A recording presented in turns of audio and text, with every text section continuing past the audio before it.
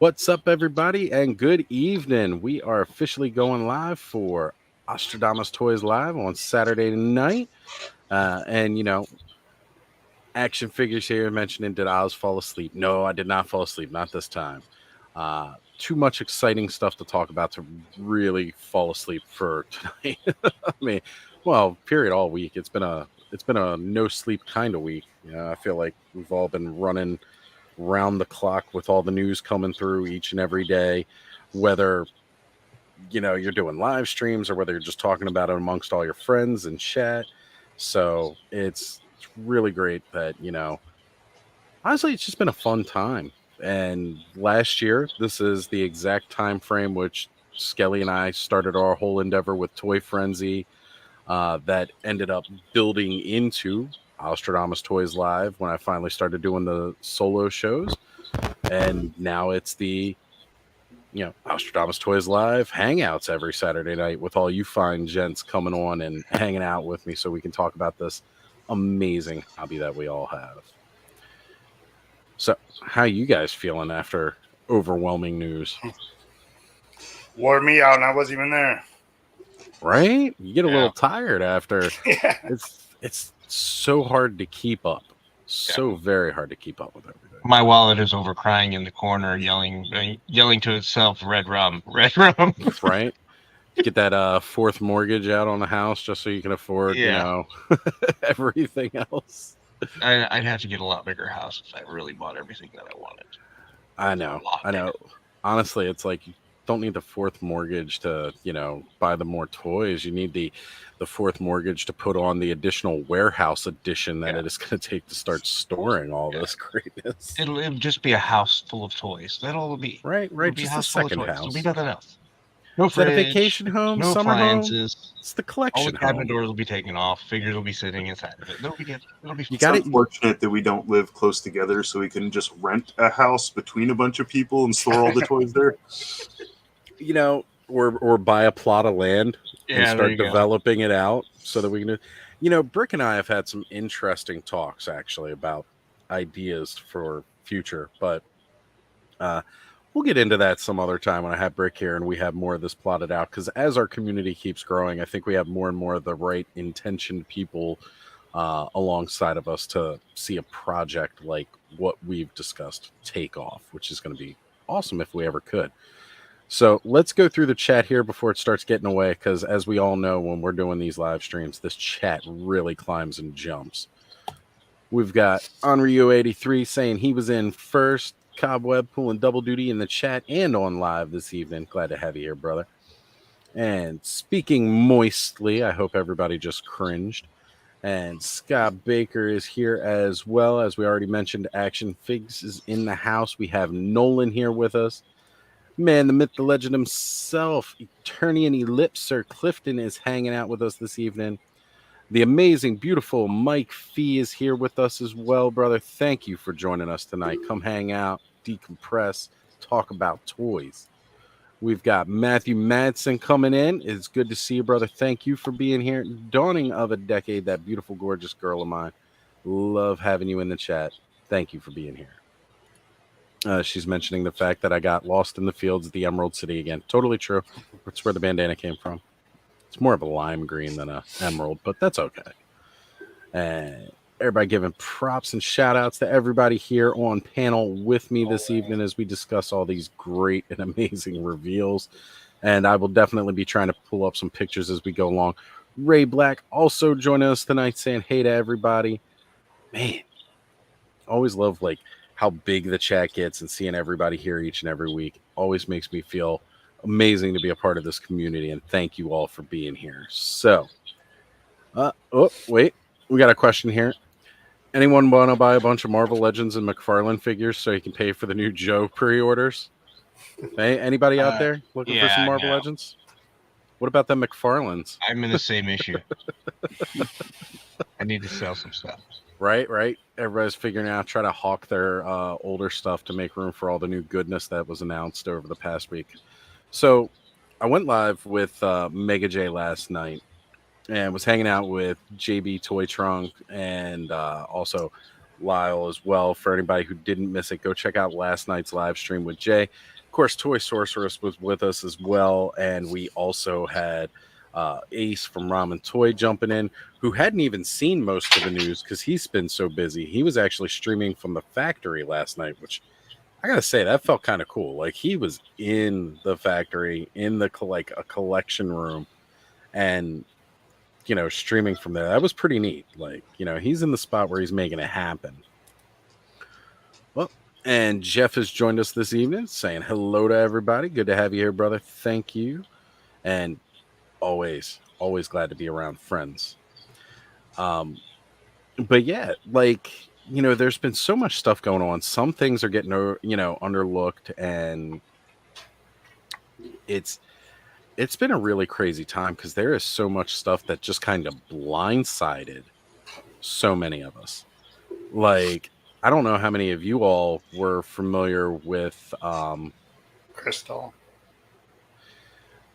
Was that? Oh, well, Crystar, of course. Yeah, talk about a Marvel Legends out of nowhere. That blew me away. I've been saying it. How many? If you guys watch my show, how often have I said that? That's what I want. We got it. See, they're watching Pain. That's the difference. They're watching Pain, so they were like, "Yeah, we're gonna go ahead and talk about this. We're gonna bring it up." Yeah, I was surprised by that. Not only that they're doing one, but he's in Marvel Legends. Size, yeah, right. I know. I didn't expect a Marvel Legends version, if anything, but. We got him. Well, I mean, Crystar's coming. Technically, it was Marvel that created the characters anyway to license out as figures because they were doing the opposite and figuring they could make more money. Exactly. Yeah. Which didn't exactly work out that way. But you know what, though? In the end, we've got Crystar coming back, and nobody saw that coming. No. So big shout out to Bill here this evening saying, how is everyone tonight? Bill, we are good. Let me know if you want to come hang out and chit-chat a little bit. And he's letting everybody know, smash that like button. Absolutely. Please do. After the Joe panel today, I was definitely feeling it. I was just like, oh, are you kidding me? I missed it. It was one right after the other. It was after the other. And you're just like, oh. Well, it's good, but you can just feel your wallet just shrinking. Instantaneously. It's like... And then there's going to be a HasLab next year on top of all that. Of course, yeah. We got plenty more HasLabs down the pipeline, and I mean that's one of the great things about it. Like we know there's an expectation coming for a great Marvel Legends HasLab, and again, we were talking about it last night. Like, what do we think it's going to be? I'm voting for that too. Let's go for the Thanos. I hope not, because I'll buy it, and I really don't want to. But yes, you say. I didn't hear you, Thanos. What did you say? I've been saying Marvel HasLab Thanos Copter confirmed ever since Dole started this New York Village thing. So. That would probably actually fund. It would. I think it would. But if they do it, I'm going to be bummed because then I have to buy it.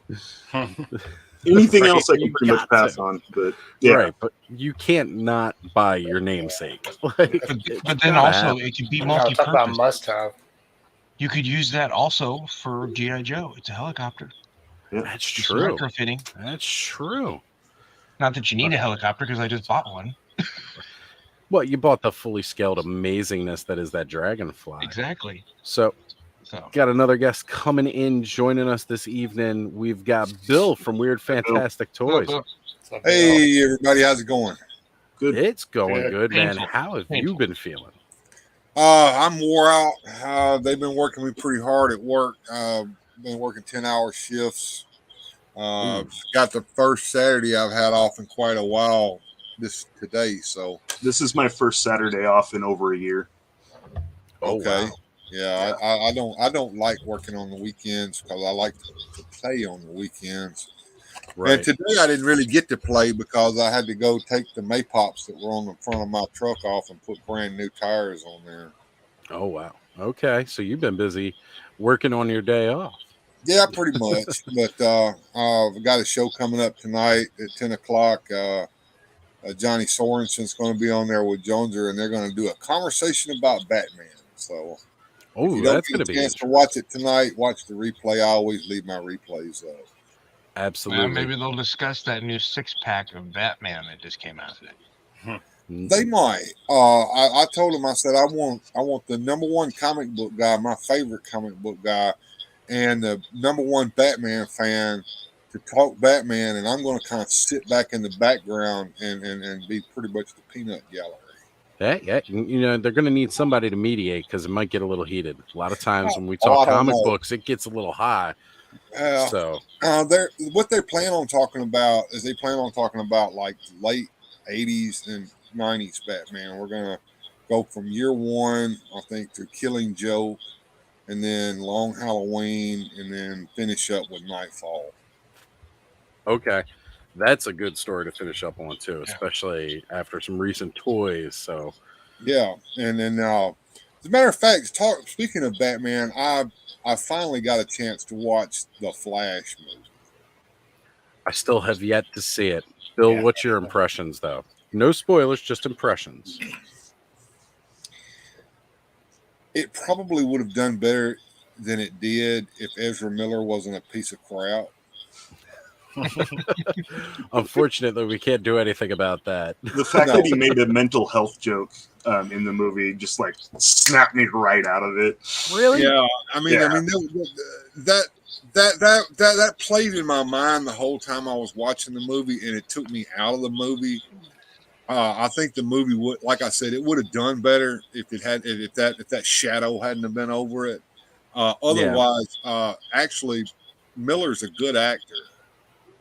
Yeah, give him that. He played himself in two roles, but he did it very well. Let me put it that way. Michael Keaton returning as Batman, of course, was the highlight of the whole thing. That's course why I wanted to watch it. I wanted to see how well that worked out. I'm not gonna lie. The ending was pretty bad. I didn't like the ending, but hey, there you go. So without spoiling the movie, I can't go any further than that. Right. I have wanted to see Michael Keaton return as Batman for the longest time in a Batman Beyond movie. That would be great. Yeah.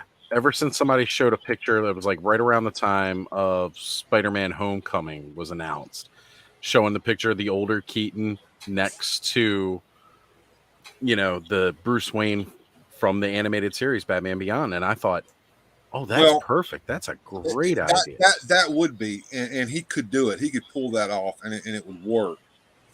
The other thing that kind of hurts me a little bit inside is, at one point they had decided that they were going to let Keaton play in a bunch of Batman movies with this same character. Well, they decided not to, and they fixed it so that he can't. So, yeah, it's a shame. It is. Hey, get the McFarlane toys and just enjoy the return to Batman 1989 in toy form. Got to enjoy it while we got it, because we may not get it again. At least not at this volume, And I hope everyone that wanted one of those Batmobiles got one. I really did. I wasn't going to get one. I've got plenty of Batmobiles in my collection. I didn't need another one, but there's a second chance. There's a second chance. He at least has course corrected and said, all right, we're putting more out there for people, which is the best thing he could do.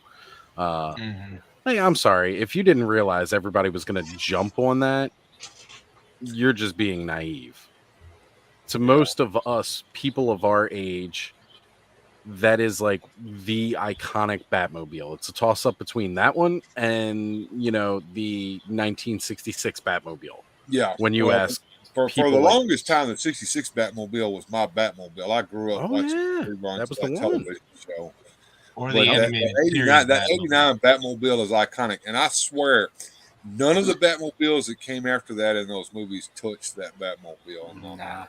Not in the movies. The only one that came close is what Aaron was just saying, and that was the animated series one. Yeah. Because it was based from that kind of look, but it still had that World of Tomorrow look to it. It's Art Deco. Art Deco. It was Art Deco. It was very Art Deco. But yeah, I kind of liked that. Yeah. And I got that Batmobile around here somewhere too. That is another classic. Really, it was a fun toy too. It was a really fun toy to play with. The only problem I had with it is it wasn't a 2-seater. Yeah, that's always been kind of that downfall. Like aside from the Superpowers Batmobile, like they were all just single seaters, and it was kind of a bummer getting that and being like, oh man, I can't ever put my Robin in here with Batman. Right. And yet you would see them in the cartoon side by side. Get the new McFarlane Batmobile for the Superpowers. It's going to be a 2-seater. That is a gorgeous Batmobile, by the way. And it's either up really late or I was going to really say. Oh, yeah. I don't think Danny's Not slept sure in which one days. it is. I've seen him everywhere lately. Danny has been up and on his toes waiting for more She-Ra news. And he has been on top of all the Masters of the Universe news that's been coming down the line. Yeah, You know. Danny's been the main resource, the news. But, well, between Danny and Alpha Flicked, my inbox is like, it blows up quite a bit because, they're just constantly sending me the images, which I'm not complaining about. It's just I've been working for the past several days, so I don't really get a chance to fully react to it until later in the day.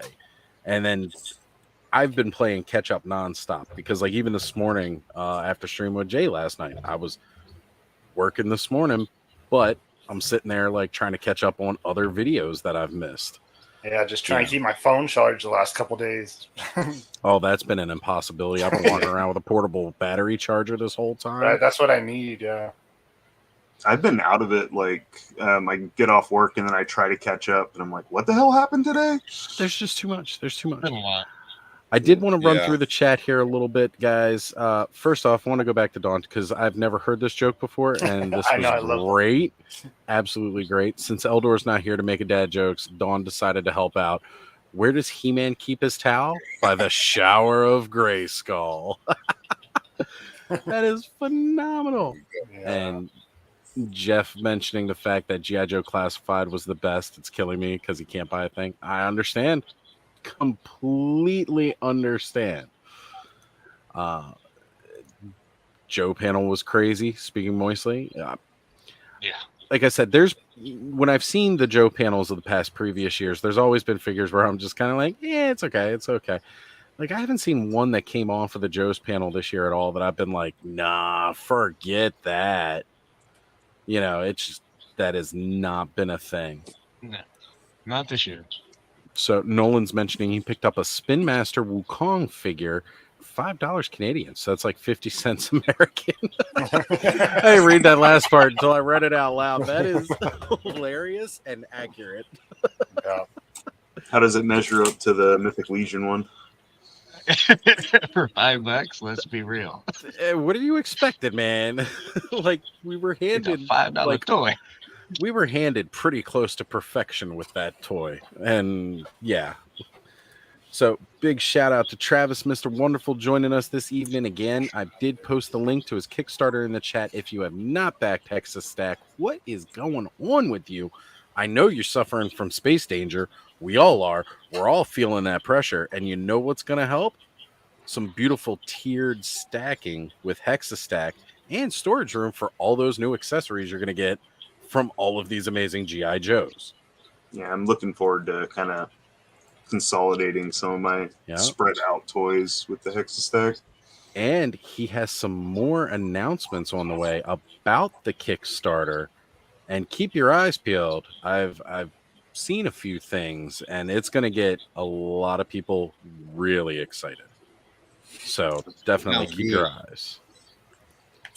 And Highly in Dread joining us this evening as well. Another one of the many, many frenzied out there and in the chat saying Keaton was supposed to be in more scenes, but they changed their minds. We understand, absolutely understand. They make pivots like that in movies all the time. Honestly, I think they probably should have stuck with having more Keaton in the movie than Ezra Miller being the way things happened. But I get it. It was supposed to be a Flash movie, not a Batman movie. As soon as they announced him, I know everybody else was like, yeah, forget that crap. I don't want to see Ezra Miller. I wasn't too thrilled to see him to begin with. And the only reason I'm going to see this movie is because you said Keaton was going to be in it. I wouldn't have watched it otherwise. I'll be honest with you. Yeah, 100%. I would have zero interest if it was not for Keaton's Batman. And I'll say this much: I did not spend money at the movie theater to watch it, nor did I spend money at all. Hey, that's always a good way to speak without, a lot of places now we got to do our talking with our wallets, and when you deny funds and backing, it's one of the best forms of piracy you can do to make a statement. Now, I do feel sorry for the other people involved with the movie who aren't going to get your funds for that, because they all deserve it, even though he's a piece of shiz. They got paid. They did. They all got paid. And I don't know what their royalty deals are, but they're going to be fine. So, highly in dread mentioning this. One that's going to hurt on that's going to be Warner Brothers. Warner Brothers has already been hurting on it. They've been bleeding for a while without being able to stop that. So hopefully with this James Gunn, shift and what's coming down the line, hopefully they can recoup some of that, and we'll see how it goes. I would hope that they need to learn a lesson. They need to keep their producers and their executives out of his hair and let him do what he does. That I will agree to. Problem with all Warner Brothers movies, with all of these different characters, they always want to come in and meddle with what's been done, and that's why Superman's always not worked. It's why the Batman movies have been pretty good, but consistent. I'll give them that. With the exception of two, they've been really consistent. The DCEU stuff has not been, and it's been kind of all over the place, and that's because of meddling. And we want to copy Marvel, and we want to get there without doing the work, and you can't do it that way. I'm wondering about superhero movies in general. Like, they definitely have going on, and there's cape fatigue. I agree with you, Thanos. There is cape fatigue. Well, there's plenty I want to see, but I've said it all along. What were the movies that were popular in the 1950s? It was cowboy movies. Do we still have cowboy movies today? Yes, every once in a while, but they're not all cowboy movies. Same thing with the space movies. We've had space movies, and now we still have space movies, but we don't. All the movies that we go to the see at the movie theater aren't space movies anymore. And it's going to be the same thing with superheroes. Yeah, we're going to have superhero movies, but we're just not going to have consistent all summer long superhero movie after superhero movie. They've been saturating a market for so long. Well, they do that all the time. They attention the cow till it's dry. Yep. I think if they actually shifted to where they were just summer blockbuster movies and not like all year long, maybe. Right. You're going to see. Well, Marvel's been doing this on the Disney Plus channel. They've been putting the crap out there, and some of it is crap, some of it is okay, but they're putting too much stuff out there, and it's too much that you have to see in order to understand what's going on over here. That is an issue. The general public doesn't go for that. I mean, sure, we geeks will do that all day long, but not them. We've been trained to do that. Funny. We've been trained to do that from our youths with just the comics in general. We all know when you picked up that comic book, they cited the issues you needed to know to catch up to this. And listen, guys, I got to run. I got somebody that already popped in my studio, so all right, brother. Like this, Bill, always a pleasure, brother. Definitely, if you guys aren't subscribed already, go check out Weird Fantastic Toys. Give them a subscribe, and if you're hanging out with us tonight, of course, enjoy our live stream. If it gets a little dull, go hop on over to Bill's and get some more comic book Batman talk. Even Iger said that they're going to start scaling back everything. Star Wars, scaling back. Marvel, they're doing it because they realize they've saturated a market, and the market doesn't have any place else to go. Yes, it's producing too much, and it's middling at best, and at worst, it's damaging your brand. It is at this point. Like, look what they've done with Star Wars.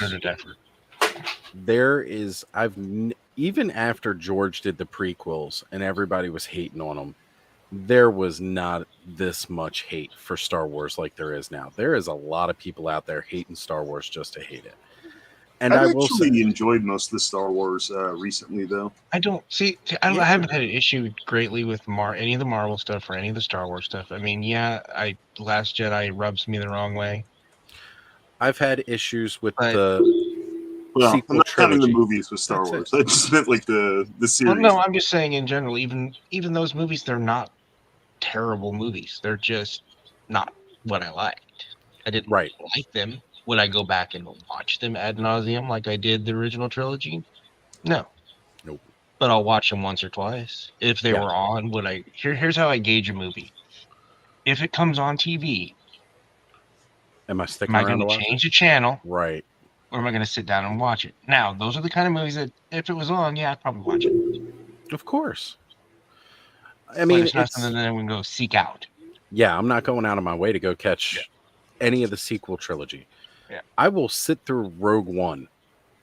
I liked liked Rogue Rogue One. One. Yeah. Rogue One was good, yeah. I loved Solo. I don't care what anybody says. I wasn't openly bad. admit to loving Solo. I thought that was a lot of fun. Now, mind you, it was a very polished turd from what I understand Yeah. from what was originally being produced. Ron Howard came in. He turned us some bit sideways, shined it up real nice, and then he crammed it up all of our asses, as The Rock would say. And you know what? He made it about as pleasurable as any colonoscopy could be, or rectal exam. So, and in the end, I really wanted to see more of that. And I'm sad that because it got panned so poorly, we won't. Again, I want to jump into the chat here and give a few more shout outs as we've had some more people come in. Bud has joined us this evening saying he was running a little late. Glad to have you here. Allison Troy has also shown up this evening. Good to have you here, Allison. Thank you for hanging out. And I don't know. We're talking a lot about movies and we're supposed to be talking about San Diego Comic-Con. I don't know. Maybe we're all feeling a little saturated with the news from San Diego Comic-Con, which has made this conversation roll to something different so easy. I wanted to see. Ooh, you are opening up that GI. That, considering we were all talking about how much we're loving G.I. Joe right now, that was definitely one of the ones that they showed off previously that was like, okay, I can see having this, like kind of wanting and needing this. I love the fact that they consider it a pet, or at least that's how it worked out with the SKUs. Well, at least with Tripwire, you get a rat, a bomb disposal rat. That's right. Why not? And you get a robot. God, you get a robot so too. good. So you good. get two of them. Ah, there we go. What were you going to say, Jacob? Do what? Jumping back to the Batmobile real quick. When we're talking about like the '66 Batmobile, does anybody remember I can't see on my phone, the Play-Doh? Let's try to get it. Uh-huh. Oh, yeah. Oh, yeah. Yeah. Did you guys have that Play-Doh Batmobile? I No. didn't have that, but not. one of my friends had that set as a kid because I remember us making the different molds and things like that. I mean, how much fun was playing with Play-Doh? If anybody I had had the that, Play-Doh remember- Jabba's Palace where you could like make the Play-Doh Jabba and stuff. That was cool. Yeah. anybody that Play-Doh knows that was had kind that, of like Lego before Lego. you had to cut their feet off because their feet hung out the bottom. So you would like mold your guy, and if you put them in there, bent them in there, you couldn't go anywhere because their feet. So you have to use like that yellow knife and cut their feet off. Just cut them right off. We were trained to dismember toys too. That all happened.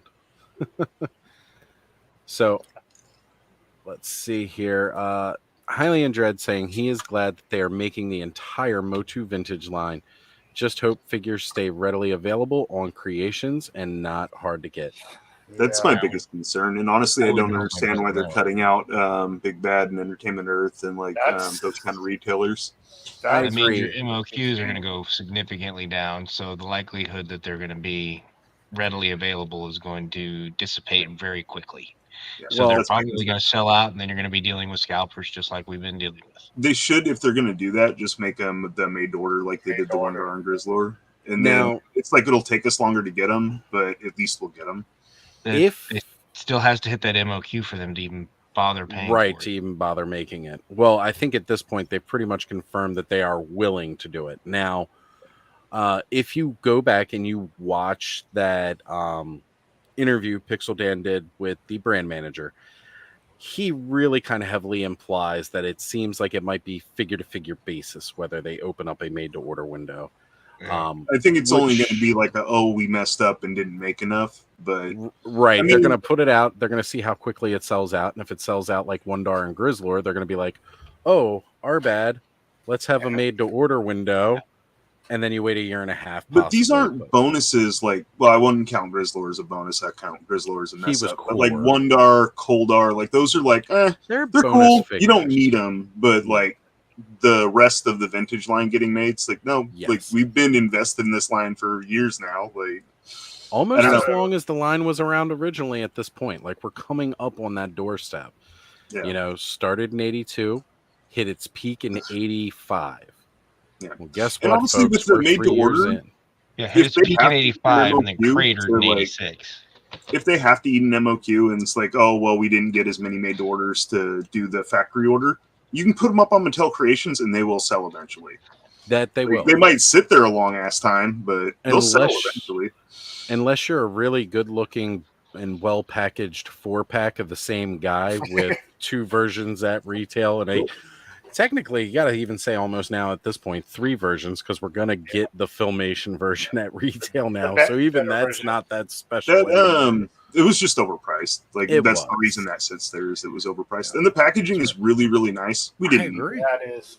We also packaging though isn't $70. No, it's not. It is really nice. Like I have that box on a shelf in my living room, and people walk in and go, "What is that?" all the time. So because it is 4 figures, right? It's 4 figures, which equaled out that would to be 80 70. Bucks. Right. It was. Yeah, but let's it's really round only up. 2 new figures. I mean, the Filmation kind of, but the Filmation for the majority of it we already had with the regular release of He-Man. It was a new head sculpt. Yeah. And the new harness for the sword and right. It was a slightly different harness. The slide-in card backs. They did do that with the packaging. I gotta say, a lot of the expense to that probably was all just incorporated into that packaging, and I don't know how much they're paying. I think there's a little bit of greed in there too. There definitely a little is. bit of like we could charge definitely for this. Is. They thought it was gonna pop a little more. I'm sure. Well, because it was that 40th anniversary, and they thought they could bank on that, and we were all like, "Yeah, that's great. Where's Skeletor?" Yeah. Still have. If it would have been an 8-pack, that would have. You still haven't gotten that articulating jaw Skeletor in the regular. Nope. But they've also never. I was going to say they never fully confirmed that it was actually going to be put out for retail. Going to get it. So the only place that we got it is the ones of us like me that has that 40th anniversary. I still haven't took it out of the package. That's what you can take out of. That was about it. I played with the jaw for about 3 seconds and stuck it right back in the box. I played with it in the foam. They've done a really good job, at least, with making a lot of collector-friendly packaging, so that it's like you can package it back up just almost as if it was brand new. What I'm afraid of is the figures on Mattel Creations, just one at a time. That's shipping for each individual figure. When that's going to be rough. Toy Store and all those, where you get a wave together and stuff. If they're starting to do them one at a time and then shipping for each one, I just know I'm gonna miss some. My work schedule finally shifted to where I'm not off Tuesdays anymore. So Tuesdays, like when they do those Tuesday drops. Oh, man. And I do a lot of transportation. So if I'm on the road, like I got lucky with Motherboard, the appointment I was supposed to drive for got canceled. So I was like, let's sneak off for a minute and order Motherboard. Right. But, let me go see if I can secure this. And now here it is 3 days later, and you still would have been fine. But not everybody can rent a bathroom. And nope. It just can't always happen. And like for my job, I take calls. If I'm in the middle of a call, I can't just be like, oh, hold on a sec, gotta go buy a toy. I know. I do a lot of that too. Yeah. It's like I know we're scheduling an appointment and your health's very important, but my collection, that's not gonna happen. So Jeff is mentioning the fact I think Mattel will lose many international fans as they don't want to pay the shipping on Mattel Creations for the vintage line. I read that in the comments. Well, I mean, I'm not entirely sure if that's what's going on, but there has been a lot of issues with their international shipping. Oh, look at that goodness. Look at that goodness. I really do like the way they've done this packaging. That it really is a nice pop compared to some of the other packaging. But yeah, so I know, especially with talking with Eldor, he has had nothing with issues from international shipping for certain things. Don't get me started on that. I helped him out with one of his friends. I shipped the Vicron to New Zealand. Oh man, it cost more to ship the Vicron than the Vicron actually cost. I'm sure. Yeah, I totally believe that. But also at the same point too, it's for him right now. Like he tried to get Vicron himself, wasn't able to. No, and it was for these guys. It was for 3 guys. Yeah, that's right. Because he said he wasn't too interested. Yeah, but we ended up. I managed to get I gave him one of mine. There we go. Because that's what the Toy Network does. We help out. And so, in any case, though, he's not able to get this shipped to New Zealand for whatever reason they're having. He gets in touch with them, and they're like, "Oh, we're sorry, we're having issues," and then managed to ship him the amazing 2-pack we were just talking about. Like, so wait a minute. You can't ship this guy individually, but you can ship this 2-pack, this highly sought after 2-pack. You can ship that internationally just fine. Like I can see the 4-pack, them trying to get rid of it. Like, oh yeah, we got somebody. We'll give them away. I would actually be happy with a subscription. They do like a wave. And it's like, just ship me that whole wave. Like I'll sign up for it. Like I want to complete that line without any holes. Yeah, I don't blame you for that. I'm just hoping if it's moving to the Mattel Creations, maybe we will see some more vehicles because we've got quite a few vehicles that we're not touching here. Yeah. Oh, Aaron, man, does that look gorgeous. That is fun. I love seeing this stuff in like the full 6-inch scale. I think it's great. So I know there's a bit of movie talk going around in there, but as we've shifted it back to toys, I'm going to try to skip a few here. Danny Phillips wanted to know if that is Catcher behind you there, Jacob. Is it? Oh, yeah. Anything Masterverse, it's up there. Nice. Hordak making a new head and mask. Oh, okay. Hordak MK making him a new head and mask for his. She's got her own pretty little kitty. Nice. All right. Oh, there is some talk here about not getting the hate, and I agree. It's tough to understand the hate for Star Wars. It's honestly hard to understand the hate for anything because it doesn't tarnish your memories. So I don't understand why you got to hate on something just because you dislike what's new. Hold on a second. I'm going to share screen with Aaron real quick. It is a Wii U. That really does look like the Wii U.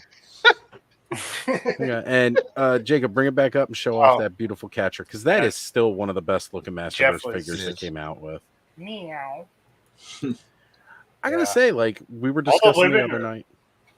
The women are all good on this. Yeah. The women have really knocked it out of the park when it comes to Masterverse. They've all been really exceptional. Like the closest one I'd think to a dud on a head sculpt so far is this Meg Foster, but that's mostly going to be down to likeness rates. Like they want to make it like really, really early. Like she's definitely not painted on her stuff at all. Her skin looks off. Like most of what we've seen, I think, is really early prototypes with maybe that spout looks pretty close to finished. Yes. The Revolutions. I thought his head too.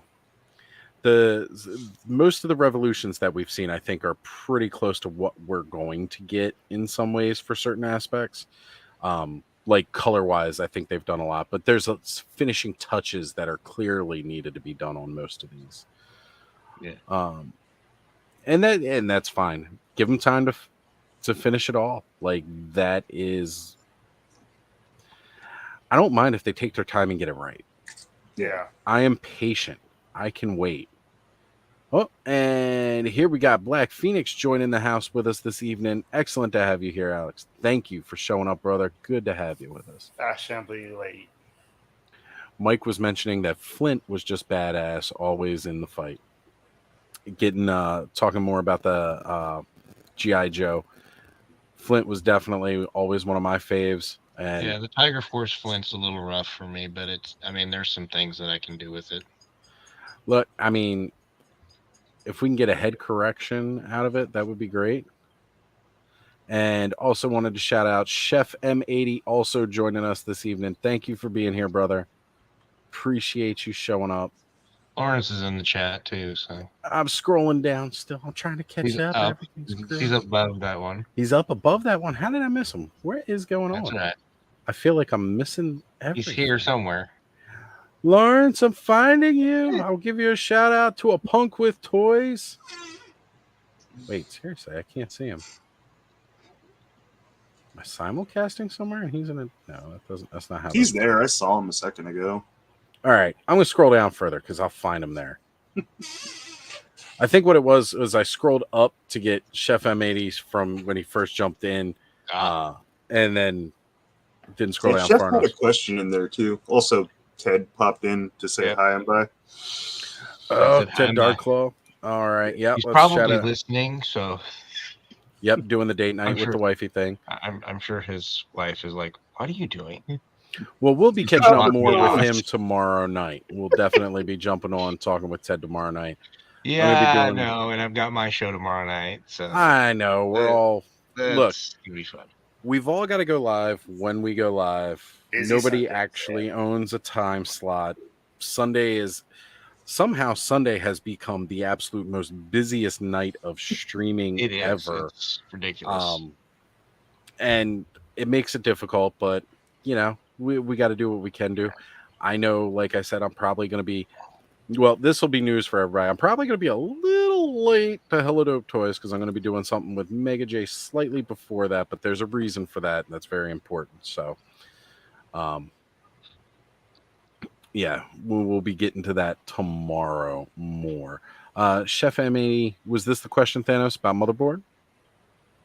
Yeah. For me, I just think it's the Masterverse don't tend to do as well on Mattel Creation. Well, that and I think it's the fact that it's Revelations related. That's touching two key. Maybe that's what it is too, because the only Revelations on there. Well, I guess not Vicron. Well, Vicron was in Revelations too. So was Godland. Yeah, well, Vicor was in Revelations, not Vicron. Yeah.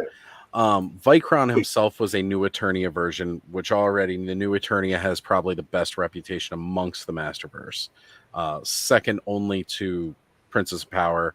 And honestly, the only reason that's probably second is because we haven't had as much of it as we've had with new Eternia and Masterverse. I know the fans want it. Everybody wants more of that right now. So honestly, I think if they're afraid to do pop, that would probably do great on Mattel Creations, because I know everybody. Oh, absolutely. Where the hell's She-Ra? Yeah, well, I mean, we have She-Ra and Hordak, but yeah, we get the big protagonist and the big antagonist, but everybody else still wants, like we're missing some Peekaboo here. Well, everybody wants some Swiftwind action going on. Like, there's a lot that's wanted that's just not there yet, but we'll get to it hopefully. I really think the main factor is Revelations has a very damaged reputation. Not a lot of people are happy. I know people who watched Revelations and didn't know who Motherboard was because I guess they fell asleep like at the very end of Revelation. If I just spoiled that for you people, go back and watch it. There's no excuse. So yeah, like with that being what's going on here, I think that's really part of what happened to it. It's still a great looking figure. It's really neat. Yeah, it's a good looking figure. I don't need it. But yeah, I didn't get it. I like the scale too, because that holds promise for other reasons, and I dig that. Yeah, I think they touched on that in that Pixel Dan interview too. About well, that just means you're going to likely get the Giants at some point. Well, I was hoping that from seeing that larger buck for Andre the Giant in the Masters of the WWE line, like I really was hoping we'd see the Giants. Now, mind you, using that again in Superstars, though, right? Because they're doing an Andre. They are doing an Andre in Superstars, but again, it looked like a prototype and it wasn't fully to scale. Yeah. However, yes, I'm hoping he's readily available so you can make some custom big guys. Like those extra bucks that Superstars is doing. It's like it's a shame they're so hard to find. Like Andre, the first one in the WWE was like hard to find, and then like the Superstar, like Typhoon, like. I've never seen him in store. Never seen him in store. Yeah. Actually, I did want to touch on that a little bit. So apparently I'm definitely shopping at the wrong Walmarts. Shortly before we went live tonight, Connor gave me a call. He was out today. He went to a Walmart and found in the wild. Now, he was like, Yeah, Dad, we went to Walmart and I saw Point Dread with Talon Fighter. I can't remember how he said it, but he mispronounced it, and it was the cutest thing ever. So apparently he found Point Dread with Talon Fighter in the wild. Yeah, which I saw it on Thursday at the Walmart by me. There you go. I've actually by my work. Yeah. I mean, I hit 3 Walmarts today. Not really in the vein of toy hunting. I was looking for other stuff, other things like shoes and stuff like that. So I was hopping around to a few, and I thought, well, it doesn't hurt to look in the toy sections. And each and every one that I went to was like barren for most things. There definitely was. There are no Mossmans close by. I've got to go further out to look. My Walmart surprised me. I actually saw some of those X-Men 97 toys. It's like the first new toys I've seen in my Walmart in like at least 6 months. I wish I saw some of those X-Men 97 figures because they are looking amazing. And that's not even a San Diego Comic-Con reveal. They just look good. Mm-hmm. All right, I'm going to try to scroll through here and Point Dread with Big Bad Toy Store has been shipping out or hitting people's piles, I think I heard. I don't know. I ordered mine from EE. So. I know I did too because I sold out on Big Bad Toy Store first. So. I'll just wait till it goes in stock at EE and then get 10% off and then free shipping. So, it's not bad. Lawrence was asking if I blocked him. Absolutely not, brother. Jeez. Did not. And then I've got my Cosmic Legions coming in within the next couple weeks. I went ahead and bought some Wave 1. I'm loving everybody saying that they have their time slots and charged for it. Mine shifts between an hour here and there depending on when I can get going live. And Travis mentioning tomorrow, he's going to be on Highly Articulated, another great YouTuber. If you guys aren't already watching Adam. Busy Sunday. Yeah, again. Yeah, but Adam's is like at 4 o'clock my time, so 5 o'clock. Yeah. He's earlier in the day. Jamie, good to have you here. Glad you could join in. I don't think I've missed a show that Travis has been on. I've caught him on so many now. I know. He's getting more well-rounded. I was going to say he's getting around more than even I get when it comes to YouTube lately, which is pretty impressive. Well, you and Brick have been getting around a lot, so that's it's impressive that he's that far up there today. He's moving it. Hey, that's the good part. That's the way you do it when you have that Kickstarter, though. You got to get that. You got to get out there. I'm looking at it right now, and it's up to 1,900. So I'm excited to see that, and I want to keep seeing more of it. And like I said, I know he's got some pivots going, and like he's going to announce some things, and that's going to really help it take off too. Also, another fantastic YouTuber in the house here, Radical Toys Adam, joining us as well. He had jumped in a little bit earlier, and it's funny, I looked at his name, and for some reason I was thinking Cobweb's logo because it's kind of similar with the blue and the black now. What? So he made them both. He made my logo.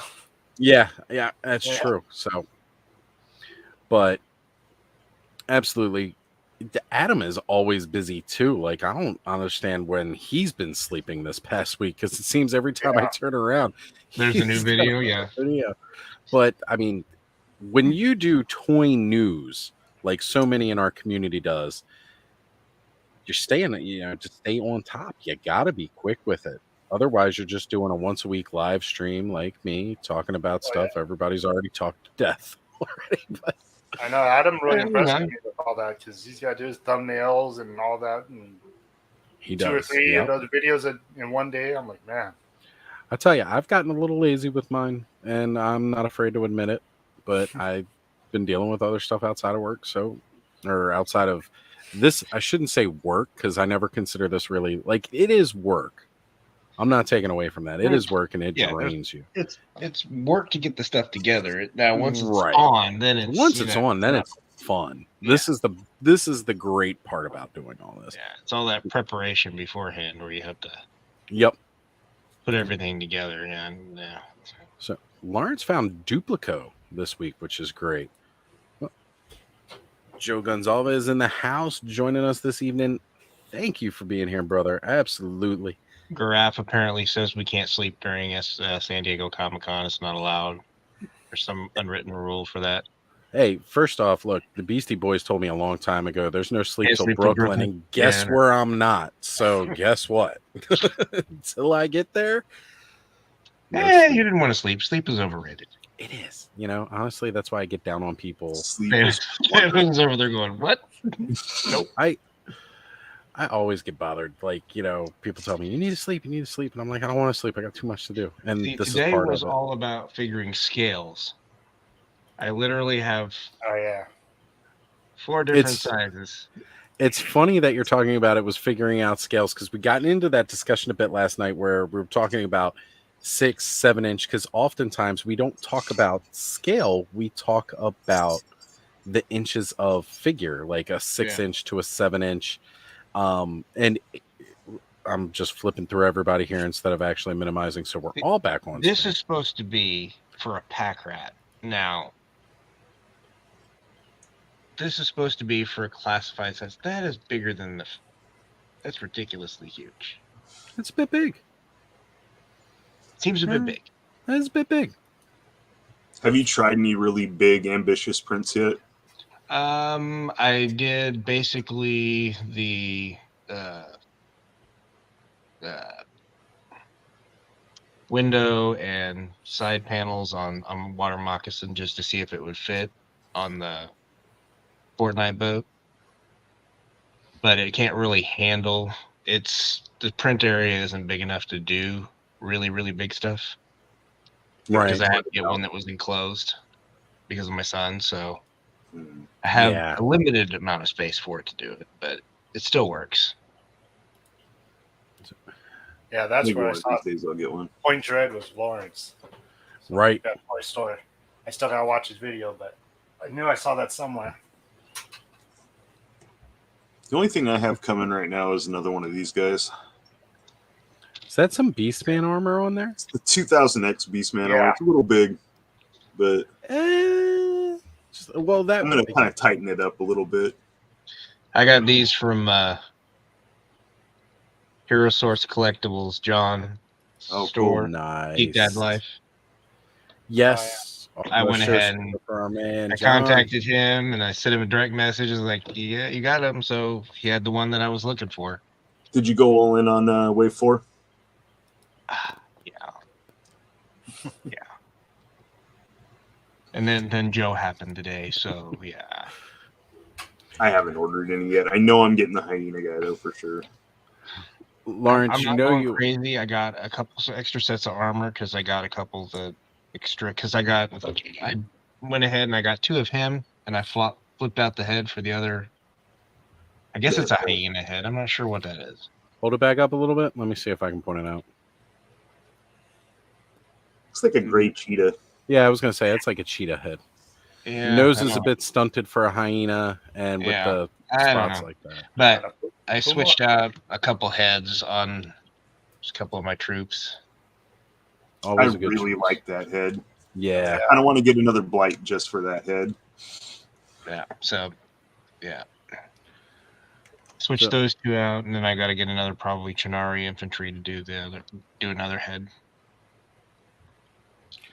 What we got? Trying not to go crazy. Lawrence mentioning one day he'll be big time like us people, and people will ask him to be on their shows minus Pain because you've already had him on. But Lawrence, you've been here too, and you're always welcome to join us if you want to chit chat and hang out and talk these toys. I'm still trying to figure out what the hell these are supposed to be for. I'm all for effects, but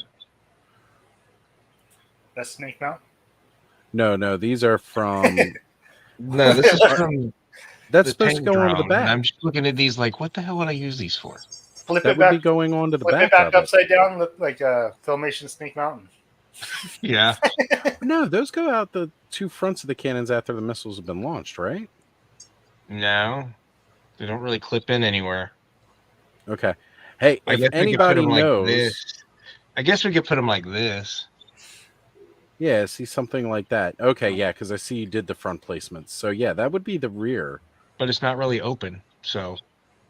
Well, that's weird. I don't understand it. Maybe you can do burnouts. Allison says they're for Magic Blast strikes. Yeah. Right?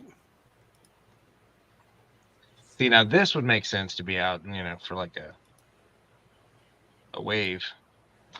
And then, of course, this is for a little. I mean, there's some cool. They're cool effects, but I don't get it.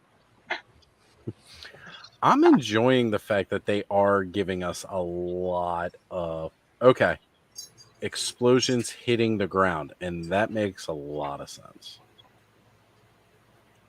Dust cloud.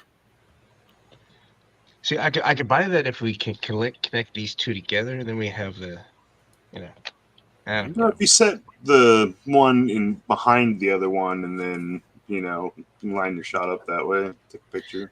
Yeah, I don't know. I'll figure it out. I don't know.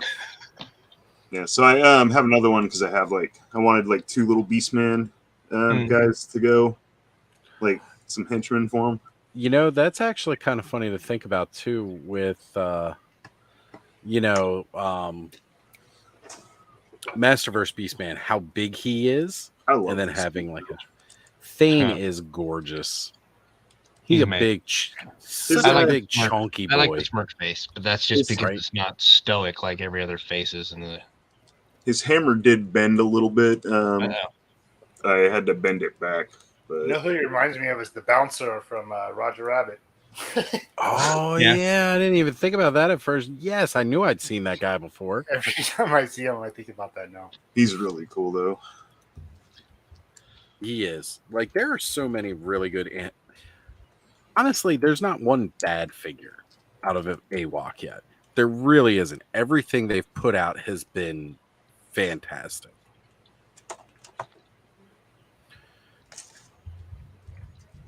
So, I'm going to highlight a little comment from Radical Toys here. He said, because he knows when it comes to G.I. Joe, my faction is the Dreadnoks. And today,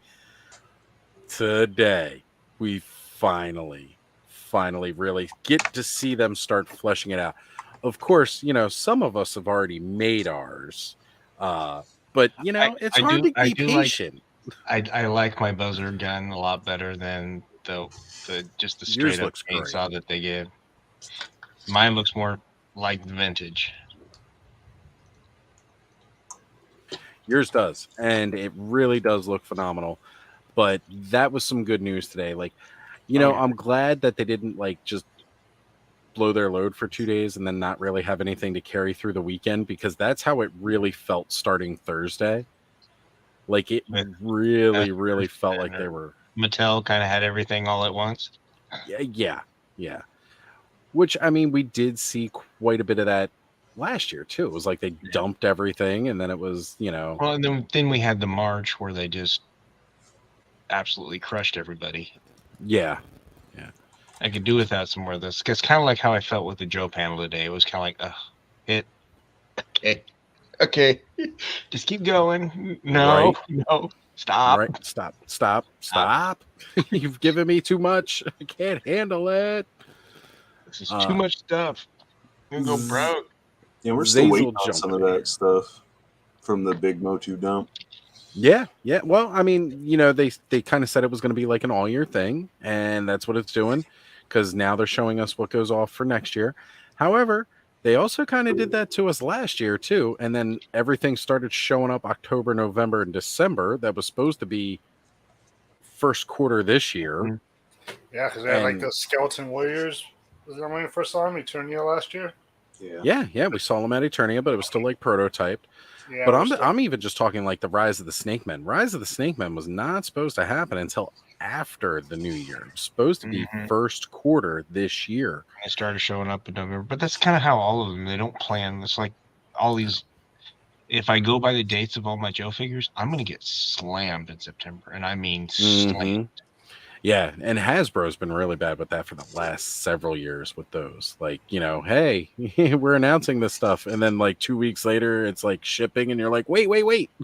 Yeah. So, I mean, a lot of the stuff I've already prepaid for, so I don't have to worry about it. But the eels and stuff that's at Amazon, which you really can't prepay for, and you can't get them any other way. Yeah. I think I'm going to try to start doing that more, is ordering from places where I can prepay, because the stuff looming just gets kind of frustrating. It does. That's, like I said, I definitely went through and had to pivot for the rest of this year. I canceled all pre-orders. Everything I had pre-ordered for the rest of this year, like my Skeleton Warrior, stuff like that, I canceled everything because I could not take the chance that, you know, hey, I just don't have it in there, and then something hits. Yeah. You know, and it was like, that's just not going to work for me. So I canceled everything, and I was like, you know what? If it sells out, it sells out. I'll miss it. I'll just link up with somebody who has extra later, and we'll figure it out. You know, that's just how it's going to have to be for me for the rest of the year. And then I get real bad FOMO though, thinking like, oh my god, I'm not going to get it. I'm not going to get it. I'm going to have to pay like 3 times the price. Oh my god. Oh my god. That's the one great thing about, you know, within this community is typically you can find somebody who has an extra, and you know, you're willing to work out. Like, you know, hey. I mean, that's why I got that extra chuckles today, because I knew that somebody was going to need it. Which, again, another one of my favorite figures that they showed off, and that's just a con exclusive. So I've delayed it for this long, but I do want to give a big shout out to Zazel here. Thank you for joining us tonight, brother. It's good to have you in the chat. I know you have probably been blown away all day too, because today was the big day for Joe. That's just man. I'm impressed with how fast that Ghost is funding too. Oh man, yeah. Especially considering considering the price point, I was like, holy shit. How much is the price for it? Because I didn't really pay attention to it. 500. Yep. Plus shipping.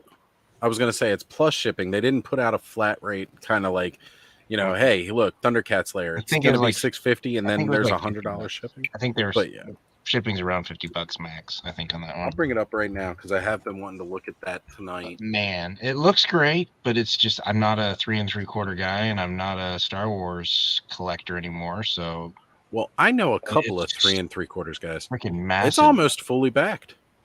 Yeah, it's massive.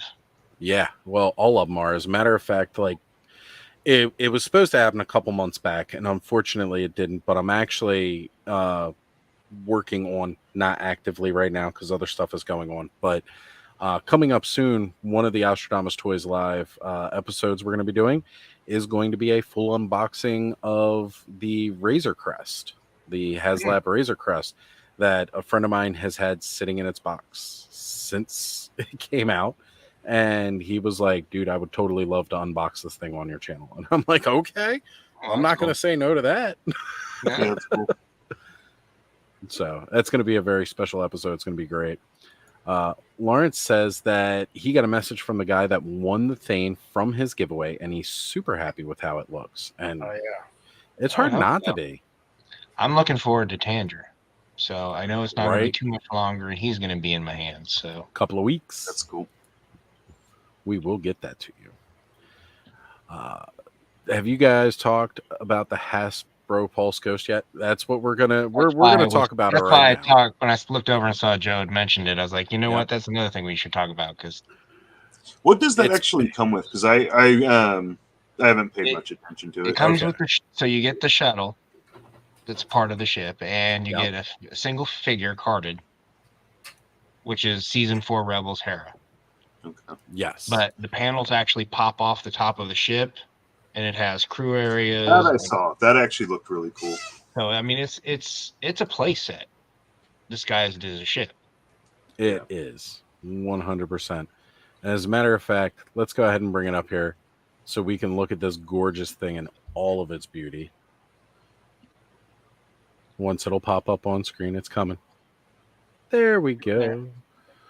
All right, I want to give it the full screen that it's due here. Sorry, guys, we're not that important. By all means, that's fine. So it's right pretty. Here is your exterior from the front, and you know when that original Millennium Falcon came out, and you know that's a toy most of us had growing up. That was a gorgeous, fun thing. And then they did, you know, years back, they did that bigger scale version of it. It's still absolutely gorgeous, and the ships just keep getting better from there. Well, and the Power of the Force one was just a redo of the first.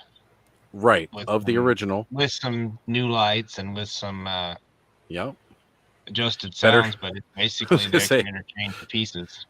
Better sounds. Yeah. Yeah. My Empire Strikes Back one was not impressive sounding. It just had that ratchet. Oh, no, that's not true. It was impressive for its day, and it lived up to that hype. Negative, Ghost Rider. The pattern was full. So, as you can see here, there's that shuttle, but they got better pictures further down. You can see where all the pieces come off so that you can get to all the play action inside. And I think in that front cockpit, it's cool that it rotates and moves. Right. Yeah, it doesn't just sit there static. Yeah. It looks really good. It's just not something I would get. Yeah.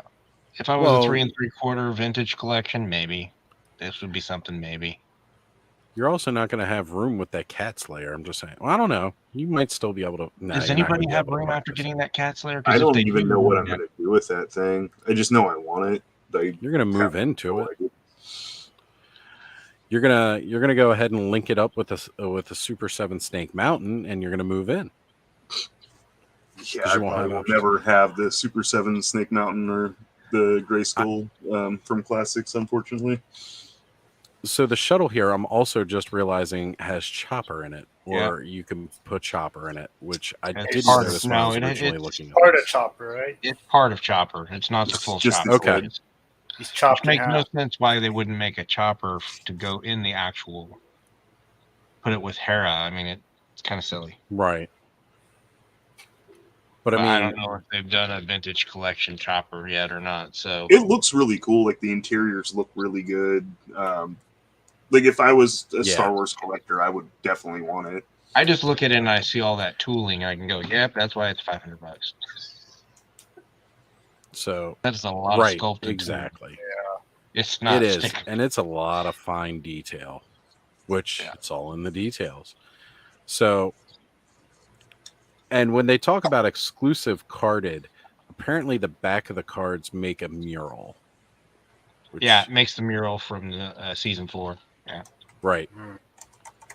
So, I mean, that says a lot too on just the artistry of the cards, but yeah, but if it doesn't get where it doesn't get all the tiers, then you're stuck with part of a mural. Right. I don't think we're not going to hit the tiers at this pace. So, I mean, with other crowdfund projects going on at the time, that's really kind of like the only thing slowing it down. So what I did here was the figures are like mashups of the live action and the Rebels cartoon. No, they're season 4. Okay, they're all season 4. Right. I thought I heard that like the head sculpts were like based off the actors. It's supposed to be all season 4. Yeah, I think. I mean, of course, they've made them look a little less cartoony for the figures, but I mean, they are phenomenal. So it's a really, I think this is absolutely one of the best Star Wars HasLabs they come with, and they've had some winners as well as their duds. Yeah. You know, Razor Crest is one of those big wins, in my opinion. Yeah. So they made the right choice. I mean, I think this is a really good one. I think the 2 or 3 in a row, whatever it was, that failed, kind of made them start to reevaluate their priorities, because really that's where their market is this vintage collection. It's not Black Series sells, but you can't just put a label of Black Series on something and think it's going to be gangbusters. It's just not going to work. So it's a solid price point for a lot of toy. But unfortunately, Allison doesn't collect ships anymore. And, you know, I mean, you kind of start running out of space. Yeah. Well, that's one of the reasons that I as much as I would want that catch there, I have no place to put it. Yep. I have zero places to put it. If I had the space for it, because it's 3 foot by basically 3 foot, it is a huge chunk of real estate. So here's another tier unlock. Yeah, that's okay. In your new bachelor pad, you may have room for your toys, but he get a divorce paper from his dogs because he won't be playing with them anymore. Because he'll be playing with true. That's true. So Radical Toys mentioning Mo 2 Eyes. A couple people have said that they were surprised there was no playset news. I was hoping for a Fright Zone. Yeah. Well, I think we all were. They need to get Eternia and Snake Mountain out first, and then they'll probably work on that next. I think that's what they're going to do. It may just be that they're afraid to do another playset because after Grayskull kind of sat. Snake Mountain, they already know what they got in pre-orders. So. They did the right move. Okay, so I was talking about this a bit on Toy Frenzy, and I've talked about it more as more details have come out. I honestly feel they are doing the right kind of push. I agree. I have the same worries that you all do. Pushing Origins Vintage to Mattel Creations. Smart idea, because if it's not sitting and it's just peg warming. Now, a lot of that peg warming, we all know, has to do with the poor distribution of the line. The peg warm is because they overstocked one wave and no other waves. Well, and it was a pandemic. They were just trying to get shit to the shelves. They didn't care what it was. Yeah, people that missed out on whatever was available, ready, and cheapest to ship. Well, and that's one of the biggest things. They sold out quick on those first waves because, most of us never saw them. Now, mind you, most of us were locked up and couldn't really go out except for emergencies. But the point of the matter is I never saw any of the early waves in store. And people that never got those don't want to start after not being able to get those first ones. They're so important. I agree. It's tough. So, this feels like the right kind of pivot. It's also, again, a lot of the figures that are still left in Vintage, there's a lot of individual tooling.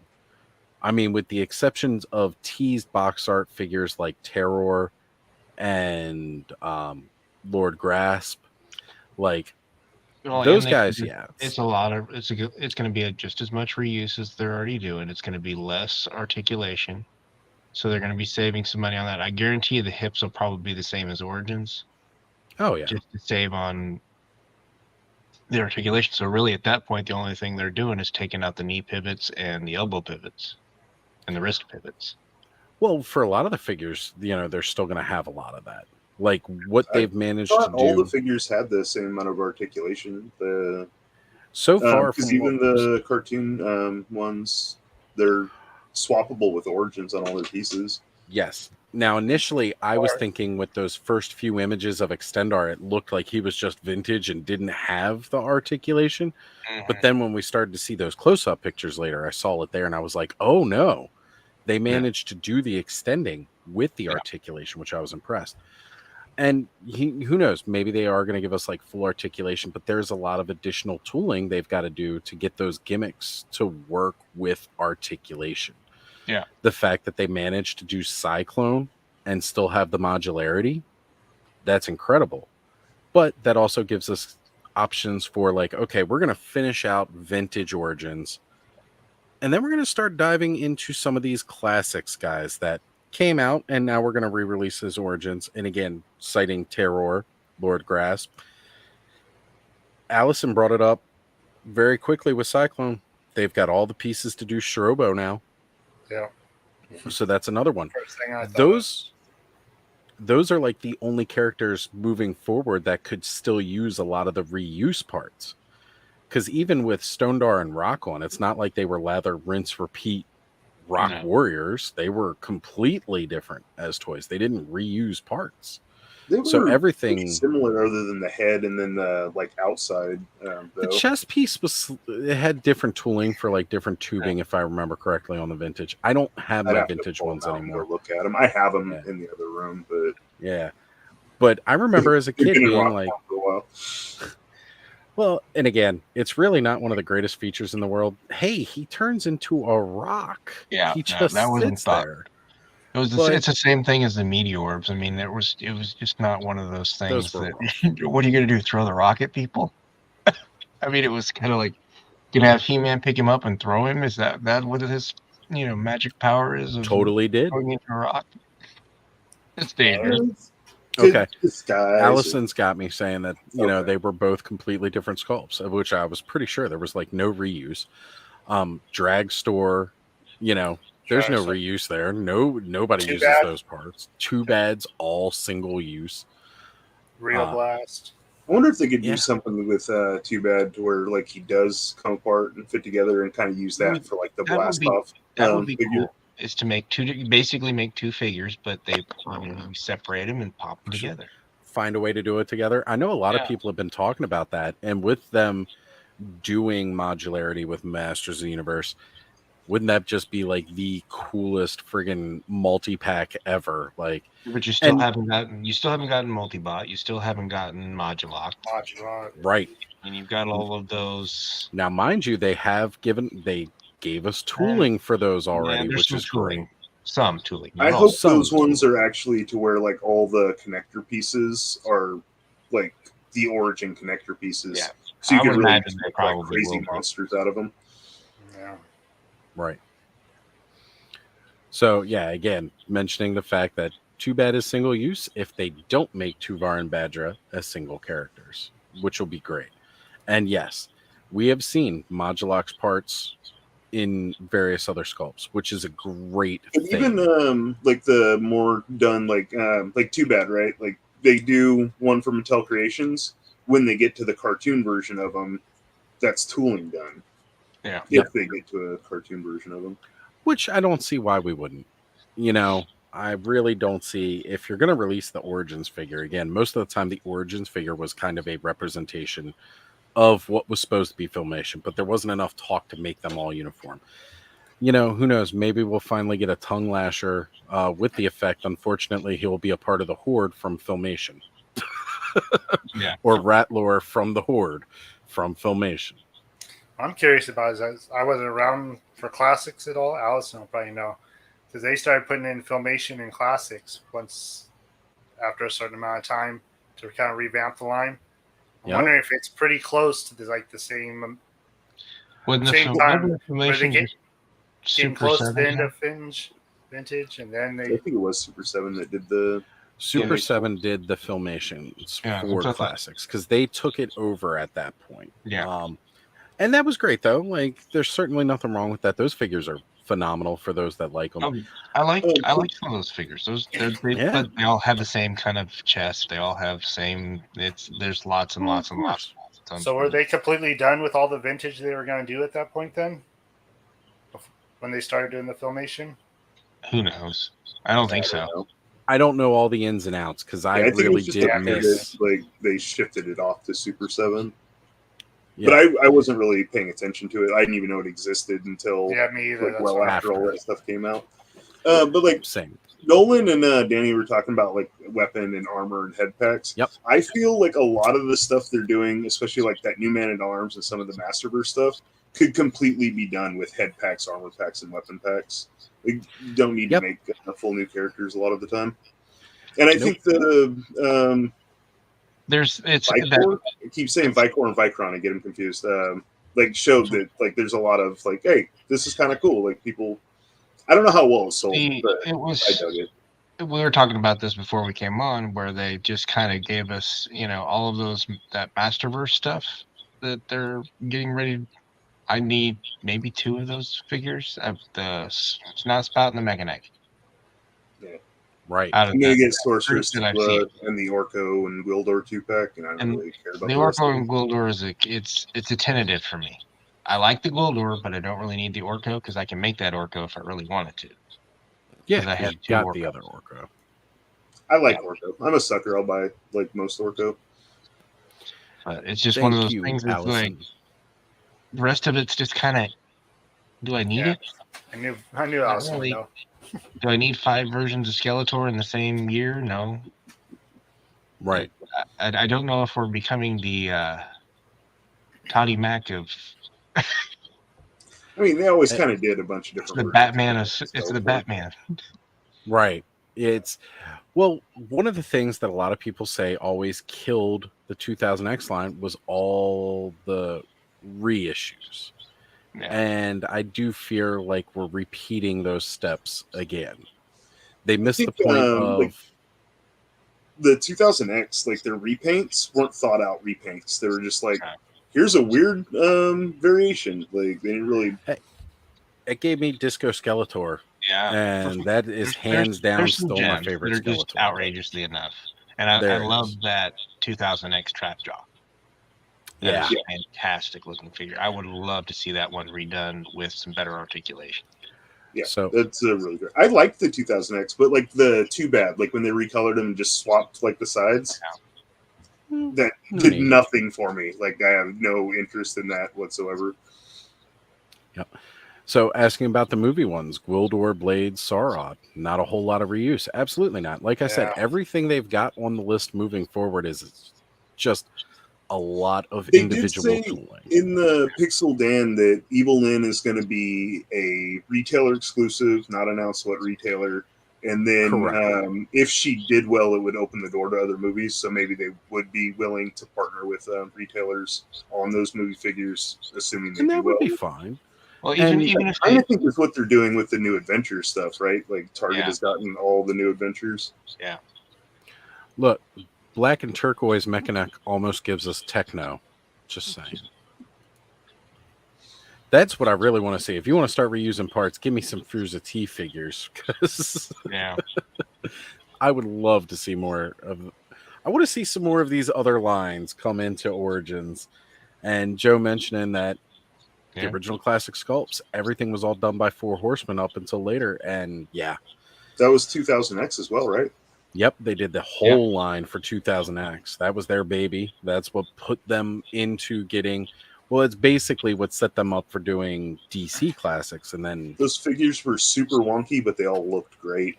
They did. Yeah. Well, they were fresh off the heels from working with McFarlane, which we all know was at the time more statues than figure. It was all about the sculpt. It was never about whether or not it was an action figure. Right. There wasn't a whole lot of action on any of them. Wasn't a whole lot of action. Still ain't with Toddy Max. I promise you. Well, hey, you know what? He seems to put the action features in his cheapest figures now. We'll give him that much. At least we're getting some action stuff with the superpowers. I have a lot of McFarlane figures. I mean, I'm just as responsible for that. But the fact is, they're more like. They're the kind of figures you need for Hexastack because they're just going to stand there and do nothing. Truth be it.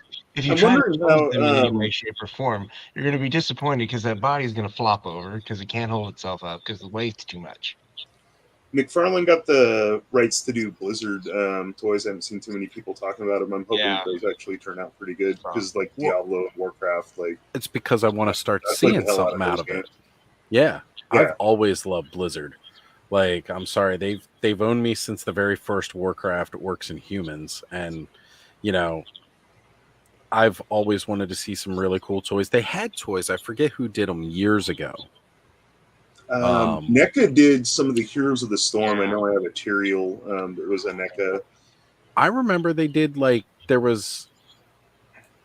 they definitely did some of the Warcraft stuff, and there was I definitely remember a 3-pack of StarCraft. Like you had a Zerg, Terran, and a Protoss. Broken Protoss Zealot in my shelf back there.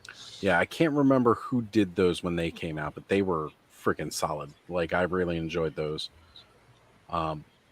So Allison's just keeping us track of our time frame. Right now, we're up to 79 new Batmans announced, not including the 6-pack, 38 Jokers, 27 Batwings, and an empty box that holds the soul of Batman in the 79th century. And let's not forget the empty box that contains the Invisible Jet, too. Here you go, guys. Have an Invisible Jet. Here's a box. I got a picture of that coming up. Yeah. She forgets her outfit and goes and flies away in the Invisible Jet. It was like naked flying ladies. Anyone see the video from Hasbro for their Vault store? They had a nice mask display. Ooh. That I did not see. I'm going to have to definitely check that out, Gareth. Thank you. Well, the movie Warcraft was Jack's Pacific. This would have been before. Some movie toys. I forgot about that. Well, this would have been before the movies because this was like ages ago. I remember seeing it in Toy Fair. So we're talking a while back. Yeah, I have a Hydralisk and like I said, I have a broken Zealot or Zealot. So if those were NECA, then maybe those are the ones I am thinking about. I don't know who did those ones. I know the Tyrael was NECA. And Joe said he has a couple of NECA Diablos.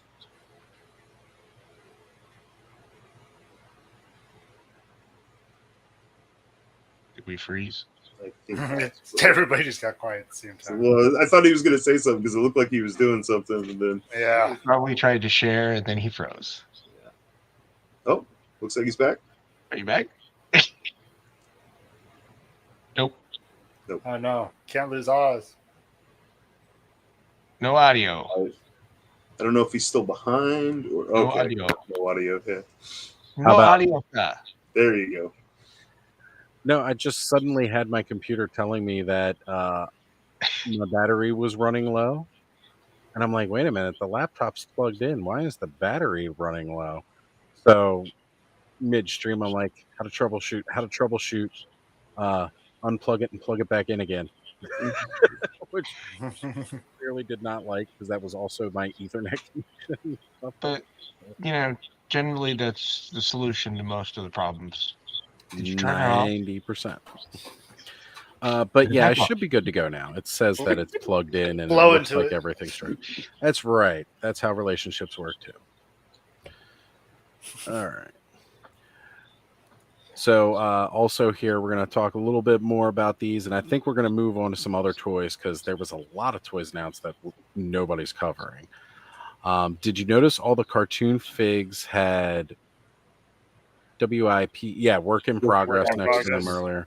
Because so many people were mad at Tila's face and didn't realize it was a prototype. Tila's face looked pretty bad. Tila's face did look pretty awful. She was very cross-eyed, but you know what? They probably just slapped that, the way it looked. It looked like they just slapped that paint job on there and threw it in the case right before they went live. Well, and I think they make all of those prototypes at their facility. Yeah. Because there was a tour that they were showing at one point that I saw that they actually make the articulated figures in a printer. Yeah. Yeah. And then paint them up for paint masters and then kind of, send them over to the factories. What do you guys think of the new musculature and the posture of the cartoon figures? I kind of dig that it's a little slimmer and not as... I'm glad it's different. Yeah. I'm glad that they realize it, but... Yeah, at first I didn't notice because also there, as the better and more clear pictures have come out, it's been easier to see those subtle differences. And I agree, it's something that needs to happen because they have to distinguish it. In my opinion, I feel they have to distinguish it from Origins. Separate it, yeah. I think they're going to look really good. I also like that they kept them backwards compatible, so you can pop and swap still. Yep. Well, that's the best part. If I was getting Origins, I may get the Trap Jaw and I may get the Beastman because those figures I think the Beastman looked great. He looked really good. You're talking if I try to get the other ones, they're like $30 or $40. I'm not paying $40 for an $18 figure. No, and I don't blame you for that. Well, first off, let's price it back to what it was originally. It was $15 for those figures. And you're charging double for it because you didn't get a chance to get it like most. Now, mind you, if I ever see these at a great deal, Aaron, I will grab those for you. No worries. Aren't they supposed to be re-releasing some of the Origins? I had originally heard with the cartoon they were going to be doing re-releases. And they showed it too with Merman. Yeah, I saw Merman in the back there. You're going to have that little corner. Again, a lot of the leaks have basically been confirmed. The stuff that was all rumored is now confirmed. So does that mean that within those waves, there's going to be an Origin packaged one, at retail? That's the interesting part where I'm confused now because they showed it okay, you've got cartoon, and then here's Merman to just show what a wave looked like. But we've already just been told too that Origins Vintage will be carried on through Mattel Creations. So what I'm wondering is the Origins Creations going to be the remainder of the line? Because again, it's a lot of new individual tooling and stuff like that. Whereas for these other figures, it's just, okay, who are we going to re-release with the cartoon wave? And as we saw, Merman's coming. So people who, again... I can't honestly say that I've seen... Allison's given us that breakdown. New figs I haven't equal seen any new Origins figure at retail in my area since Wave 7. I think the last one I saw was the Target did the little 40th anniversary reissues of like the Manny Faces and Trap Jaw. That was the last. That's the only time I've seen anything other than 2000X Skeletor, Jitsu, Naked Stratos. I will give it that. There was this brief period. But there was only one. There was one shipper per store in most cases, and there wasn't more than 3 or 4 of those individual figures on each shipper. I got another wave 2 just to get them at that time. Yeah, I was gonna say like, I know I definitely right before that wave re-released managed to get all of that, paying a third-party price, which was on average $25 to $30 per figure. Fortunately, I had a friend I was doing a lot of work for, who was willing to buy those and order those for me off third party. I was doing a little bit of this and a little bit of that at his house to get some money. So I paid double for the Merman. I had never seen him, and then I walked into a toy store and so double price, but I was just like, all right, I don't have them. Merman and Zodak were the only things that I ever saw in store outside of He-Man and Skeletor up until Wave 5. So that's funny because like I never saw those guys in stores. I only saw them the one time and grabbed them both because that was all there was. That wasn't Jet Sled with Prince Adam, and that wasn't He-Man and Skeletor. And then it was like months down the road, Wave 5 showed up, grabbed it, didn't see anything again until Wave 6. Wave 6 was very quickly simultaneous with Wave 7, almost like they were like right on the heels of one another. Grabbed everything, and then didn't see anything again until more recently, like right as I started to go back to work in October, did come across the Mantenna wave. I did find that in store because, again, I managed to grab a Mantenna for myself and Skelly because I knew he was hunting for it and he wasn't finding it. So I did manage to grab those, and that was around the same time the Wave 2 re-release happened, but I wasn't worried about that because I already had most of it. Now, I did grab for Connor some of that Wave 2, and I got an extra Scare Glow out of it because Glow in the Dark is my favorite, so I needed more. Hordak, She-Ra, Merman, Triclops, and Webstore have all been mentioned. That's right, because they're also like the highest price figures online, with I think the exception of She-Ra. I was going to say they redid She-Ra. Not yeah, she came down in price because she did come back. I managed to snag a She-Ra. Yeah, I got toy store for $18. Yeah, grabbed one for myself, grabbed one for my sister. So yeah, I did because had the new knees too when they re-released her. So I originally just had the old knees one. Yeah, I mean, I have a few origins. I just don't have. I don't want them all. I don't need them all because ridiculously, I don't have room for them all. I know, shock, right? I don't have room for them all, so I pick and choose. But there's a couple figures that I want. I have the Mini Comics Manny Faces that's on pre-order at Amazon, so that'll be my Manny Faces. Good. Trap Jaw will be another one, and Triclops. Yep. And I might try to hunt down a Merman after the. We'll see as they come. Right. There's no reason not to see what comes out with these. I don't rush with anything Origins or Masterverse because I'm finding out that they're just going to re-release it and give me like 25 versions of whatever. So just be patient and you'll get what you want. Yep. And I don't need to have all the versions. I just need one. Right. Yeah, for you, and that's a blessing. For me, I started with I don't need all the versions. As long as I have one for the representation, I'll be fine. And then I started buying the alternate variants because I was like, okay, I want the card art. And, well, now with the art book, I don't necessarily need all the card art anymore. So that's kind of a good thing for me because I still don't have original Triclops. I still don't have original Stratos. But I might be okay without them now because there's with the book coming out, I don't need to worry about the card art as much. You can always paint the naked Stratos. The different versions. Some of them I do like. Like I like the Mini Comics Trap Jaw. Like I got him, and he looks so pirate.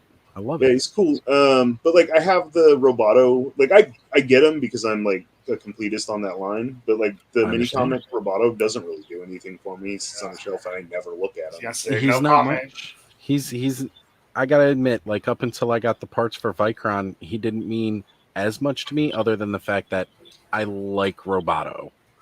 So I didn't mind having an additional one, and he was easier to achieve than buying the older Roboto again. Which is now available, and you can get him on.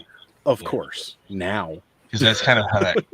See, that's the thing is it's a lot of the issues is FOMO. But it's like today with Chuckles. I was willing to give. I paid somebody $10 to get me a code. It was worth it to me because I know that a figure is going to be a pain in the butt to get. Is Adam going to get all versions? How bad Mindbender was. Yeah.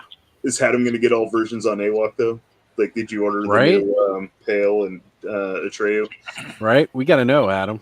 Are you getting all the versions? He is. And he's getting multiple versions. They look good. He's using them for the heads because I know Adam. Yeah. But you know what, though? At least, again, he has been on this line from the start. It's easy to obtain when you go with it. It's always harder to go back, especially with, the collector's market. Any of the lines that you get into, you really have to be future focused, unless there's something that you just can't absolutely live without. Yes, exactly. And that's kind of how I am with Mythics. If I can find it and it's a reasonable price, I'll buy it. Reasonable, yeah. I agree. The Lord, the Hordak guy, that's Lord whatever, the Hordak homage. Oh man, I can't think of his name, but yeah, you just talked about him the other. Oh. When I found him for $59, I'm like, that's a yes, because most of those homage figures go for a lot. So I was especially the older ones. I'm not going to pass that up for that price, right? So I mean, if it's something that's reasonable, I don't mind buying it. But if it's something that's like, $300 for a $50 figure, no. Yeah, because you got to price out your value. Mofex is doing a Daredevil. Yeah, that's going to be the best Daredevil figure probably ever. And I'm like, I guess I'll be checking out Ami and Game and Hobby Night Japan to find this shit, because I'm not paying the U.S. prices because they add an extra $25. So because you can buy it direct and from the people in Japan for about $55-$65, pay shipping of about $20 to $25. Yeah. But over here, you'll get charged minimum $105 to $120. Right. Now, so trying to again move away from the Motu, because we definitely talked about a lot on Toy Frenzy, talked about a lot tonight here. One, talk about some of these other San Diego Comic-Con releases. We've talked about G.I. Joe and the amazing stuff that was rolled out today, which has been. I blame Bobby for that Hellboy and Lobster Johnson and. Abe Sapien, I was just like, because I've been looking for one. I've been looking for. I want a Hellboy. I don't want the David Harbour version. I've been eyeing the bootleg Hellboy that's on AliExpress for a while. There's plenty of those ones that are bootleg, but I don't know that I want a bootleg. I saw like a toy photo of it, and I'm like, damn, that looks really good. Yeah, and he was like, it's the bootleg. I was like, damn, it looks really good. Still looks really good, right? Yeah. So I'm passing on Gladiator, Pale, and Atreyu, and yet I put them in my pre-order. Yeah, well, you know what? I should just have sucker written across my forehead.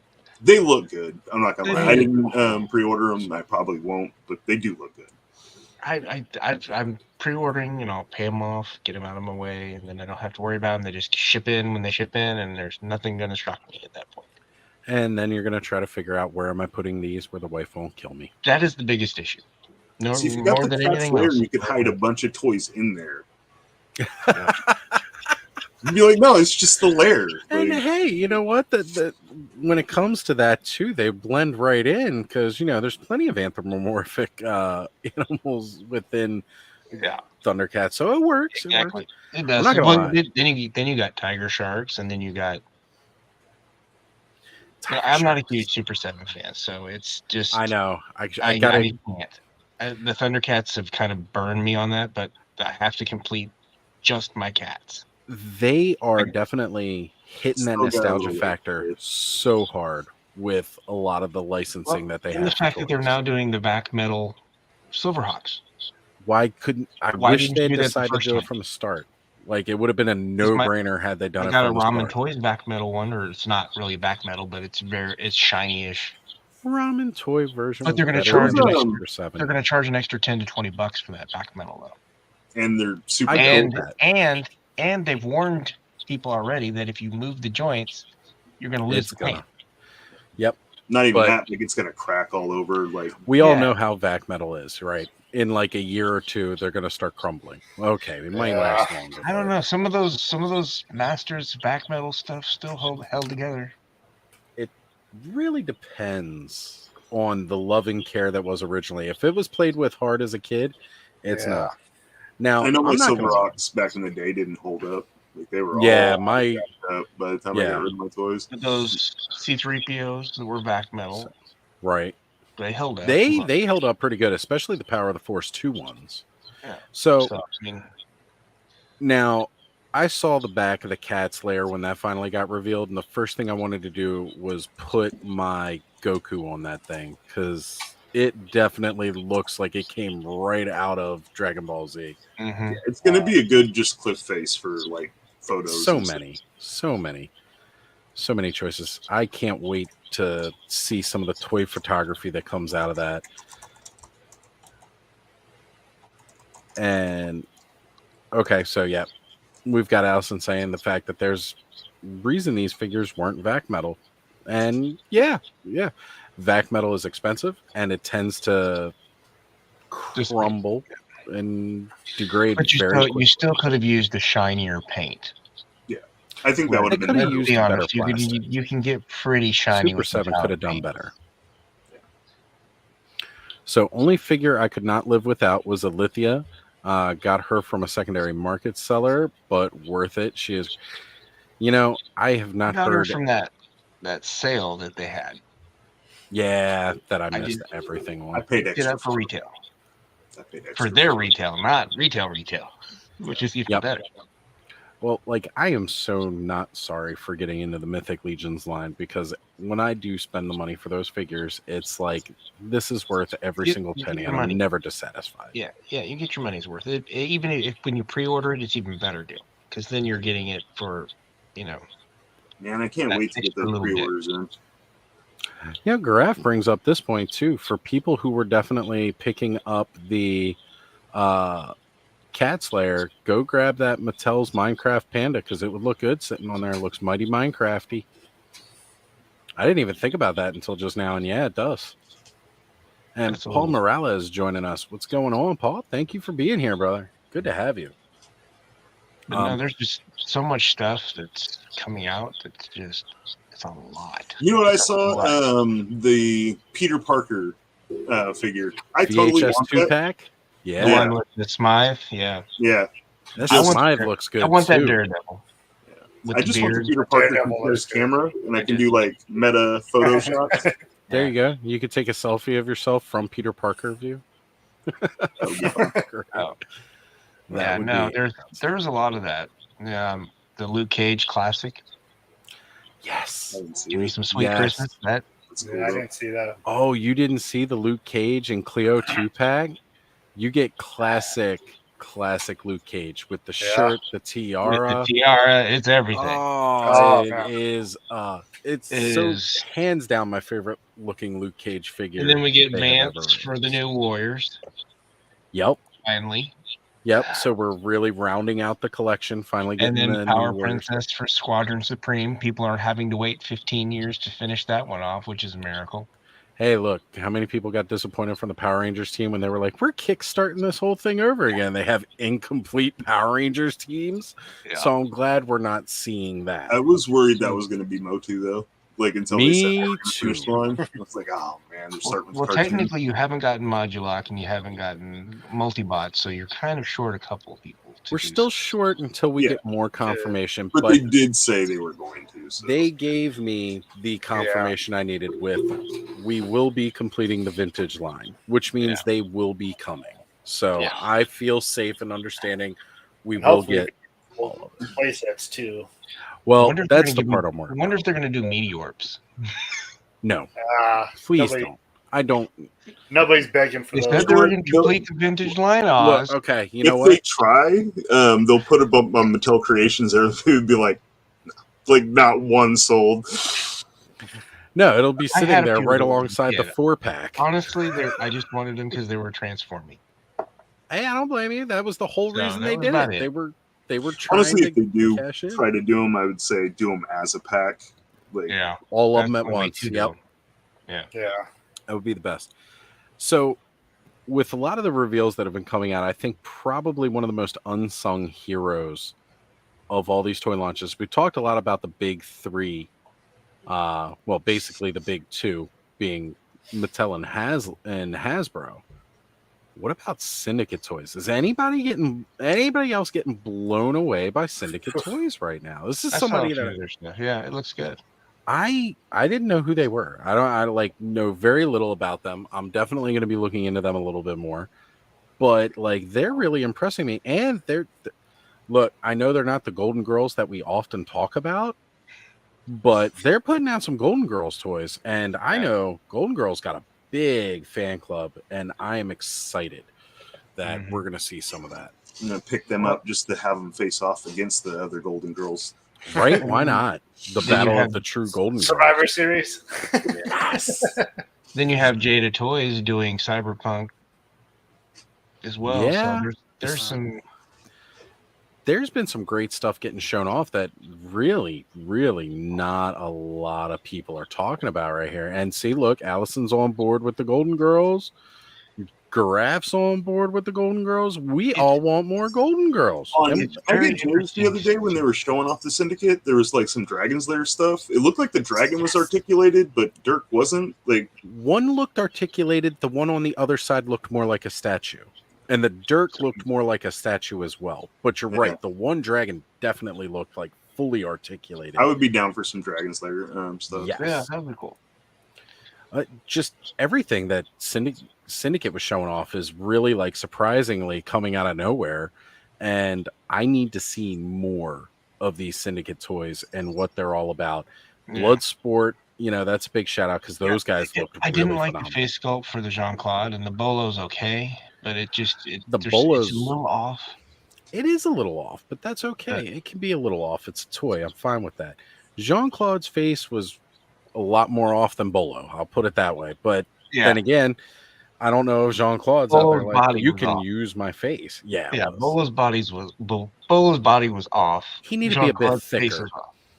So it was kind of a bit thicker. He's a lot thicker. Want the empty nest figures too. Okay. Yeah. And what about JC's cake? What am I missing about cake here? I'm a fat guy. I like cake. Jean-Claude's ass. Oh, okay. Okay. Probably. I didn't look at that part too much, I guess. But, cake? Where's cake?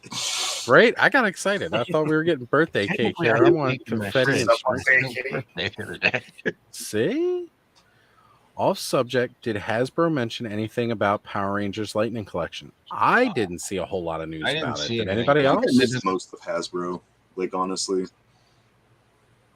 Yep. Look, Allison said, straight on. Thanos gets what I'm baking here. I love this community. You guys are fantastic. Bolo's face was on, body off. Jean-Claude body was on, face off. There you go. Hey, let's see if we can get some face off toys, right? The True Romance toys. True Romance is absolutely one of my most favorite movies. I love that movie. Yeah. And it's very NECA-ish. Oh, very, very, very. Like they're early NECA, not current NECA. Right. Not the current NECA, that early NECA where the details were just, to me, the details were better then. Yeah. And I like that Christian Slater figure, and I'm probably going to buy it. My only hope is that if they're doing True Romance, and maybe we could see some more Christian Slater action figures, that they did one from Gleaming the Cube, because I want a skater, young Christian Slater figure. That movie's amazing, and why aren't we seeing more of it? It doesn't really need toys. Were they the ones that had the pumpkin head as well? Yeah, I think. Yes. Yeah, that was Syndicate. Yeah. Like I said, they got a lot of like movie and TV licensing, it seems. Yeah. And some additional video game stuff. They had the Double Dragon. About a toy collector this last month. Yeah. The most recent issue. So. Oh, here we go. Lightning Collection is pretty much dead on the vine. Rumor I heard was the fandom killed it and Hasbro doesn't want to bother. Wow. Okay. It wouldn't shock me. Right? I left 2 streams during the G.I. Joe stream because honestly, I have never seen more toxic shit in my life. And it was bad. I just was like, I don't have time for this. And I felt bad for one of the guys is MCU Collector, his stream. Okay. All they were doing was sitting there and talking shit about Emily. And I'm like, first off, she's a marketing manager. She doesn't control anything other than what she's doing right now. Putting the news out there. That's marketing. That's what she does. But they're just being nasty. And I'm just like, fuck this. I went over to somebody else's and they were doing it there too. Went to the third person's. Finally found somebody that wasn't. It took me going to Articulated Points, who Phil. Yeah. I went to his stream of it, and that's where it was, people that weren't being asshats. It's good to know, because it's okay to talk about your dislikes, but just remember at the end of the day, these people are just doing their jobs. I don't understand the attacking people. Yeah, there's no need for that. You want to have a problem with the company, go for it. You want to have a problem with the toys, go for it. It stops when you're attacking the person. Then I'm going to stick my foot in your neck. Yep. I don't have time for it. I'm not going to put up with it. That would be, someone starts attacking a person.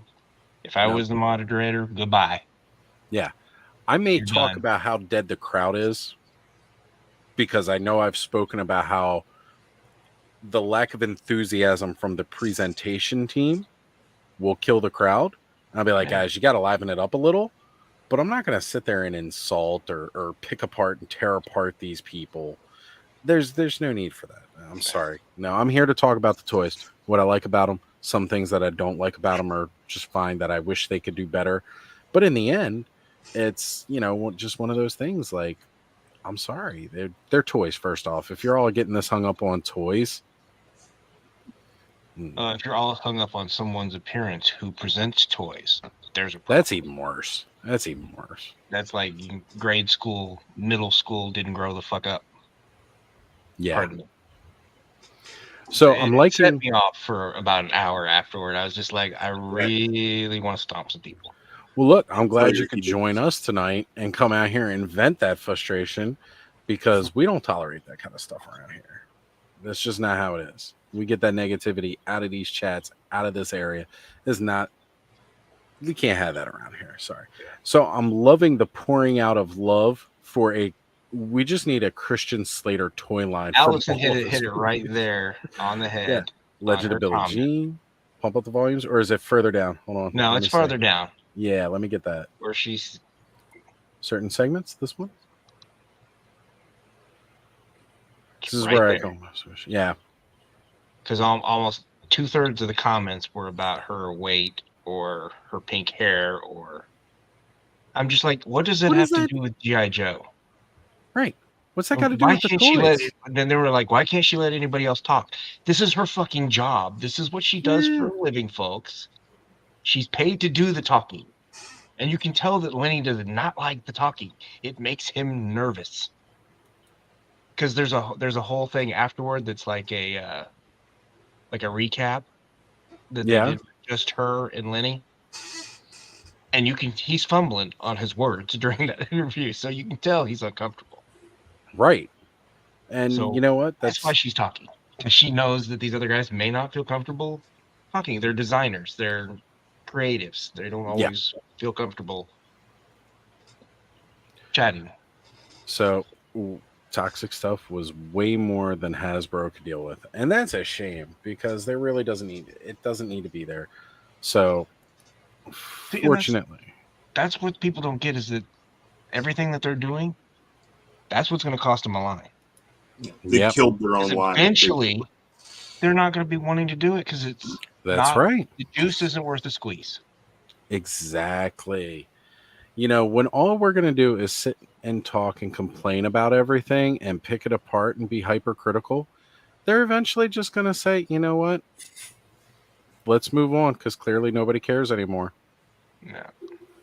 and then they're going to find some crappy company to carry on with the toy line, and that license is going to get sold off, and then we're all going to be like, oh wow, these toys are really terrible, and then it's just going to go off into the sunset somewhere at the bottom of the toy box, never to be seen again, or just be put in the backlog and never sold and just not produced anymore. Yeah, just going to sit on it. Yep. So a lot of people were getting mad about the Netflix special, which I loved, of Power Rangers, because it wasn't good looking enough to them, even though it was being nostalgic. Everybody was very hypercritical about that. I didn't think it was bad, and I'm not a Power Rangers fan. I watched it. I thought it was pretty good, all things considered. For what it was, considering. I mean, yeah, some of the acting's a little ham-fisted, but you can tell you can tell to be that way. You can tell that he hasn't acted in a while. Right. It's pretty obvious after the first 10 minutes of it that it's been a while. He's a little rusty. But that's okay, because that's how it was in the show. Better as it goes. But it was cheesy in the show, and that's because they really weren't paid to be actors. They were paid to be athletes, portraying actors, portraying characters, right? Kind of thing.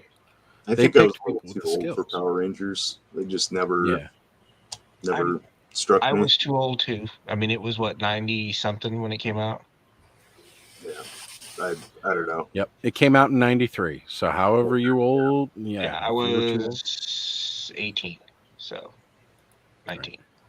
Adam says, I don't think anyone making those comments would know that what ad hominem even means. Yeah, I think that's because I did just bring up that comment. Yeah, I'm not going to sit there and accuse anybody of being intelligent, but yeah, it sits wrong with me because they do the same shit in the Hasbro live streams too.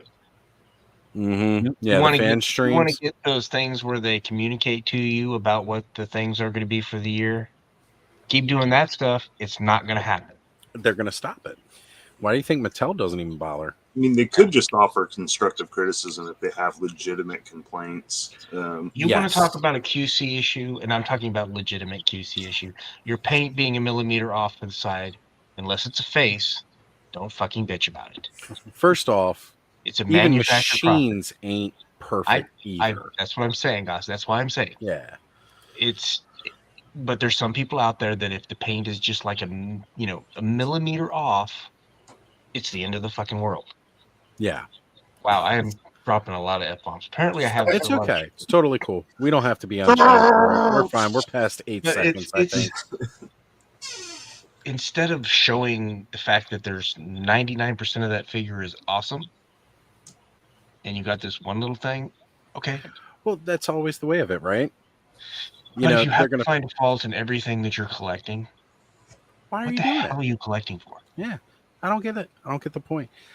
Everybody, it always just really boils down to that. Like, we're never going to give things enough praise, but boy, when we find that one thing that's wrong, everybody wants to pick it apart. No, let's praise where it needs to be done. Like, as much as I was critical about, a lot of the Masters Universe stuff, I also praised what they did well too, and what I'm really looking forward to. Even if I said I was underwhelmed, I still found a way to praise what they were coming out with, because underneath it all, whether I'm underwhelmed or not from what they were showing off, there's still more Motu coming, and that makes me happy regardless of anything else. There's something I was saying, like, I love this guy, but his hammer did bend. Well, yeah, a little bit. But the thing is we're getting to a time where there's something for everybody. Yeah. If what you're collecting doesn't make you happy, find something different. That's right. Maybe that will make you happy. And there's plenty of new IPs to go around. This, maybe you'll like Mezcos. Maybe you'll like Mafex if you don't like Legends. Right? Yeah. Now you're going to get 3 or 4 figures a year, but that's on you. Yeah, exactly. Big shout out to Eldor here joining us. I know he was busy a little earlier, so I'm glad he could make it and saddle up and join in. It's good. So, okay, last night, everybody kind of heard, if you watched Mega J's live stream, what I was most wowed about. And a lot of it was about the Cat Slayer, because that thing's just impressive, and I'm a sucker for big play sets. But let's go around here, and everybody, let's go ahead and hear what got you really, really excited from all the information that's been revealed. And since he's been a little quiet for a while now, not too much to say. Yeah, Jacob We're needs to starting talk. a cobweb. Yeah, come on, Jacob. Checking stuff out. Uh-huh. Yeah, no, I haven't collected any of the Thundercat stuff, but I was thinking about going in on that. And now with all this other stuff going on, how much is it? The final price? With tax and shipping, probably around 800. Yeah, it's 800-ish. Yeah. It's 650 plus. It looks so good. When they got to we didn't know about that rock, like when it folds out and then those rocks on the side, the mountainside. That's what really surprised me when I seen that. I was like, oh man, then those look like ledges, actual ledges. Yeah, there's like, you can put figures on them. And if you can put that figure on there, you can pretty much put your anybody. Afterverse, you can put. It'll be good for no matter who you add to it. Yeah, will this guy fit? That's what I'm wondering. I highly doubt it. I don't think that guy barely fits on my shelves as it is, man. He can sit on the paw. Yeah, you ordered it already, right, Thanos? Yeah.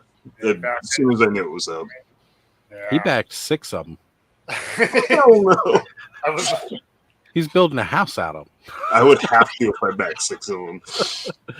Yeah, so I've been trying to kind of stay away from even thinking about it. I don't really need it. It's just one of those things, like it's a once in a lifetime thing, and it looks so awesome.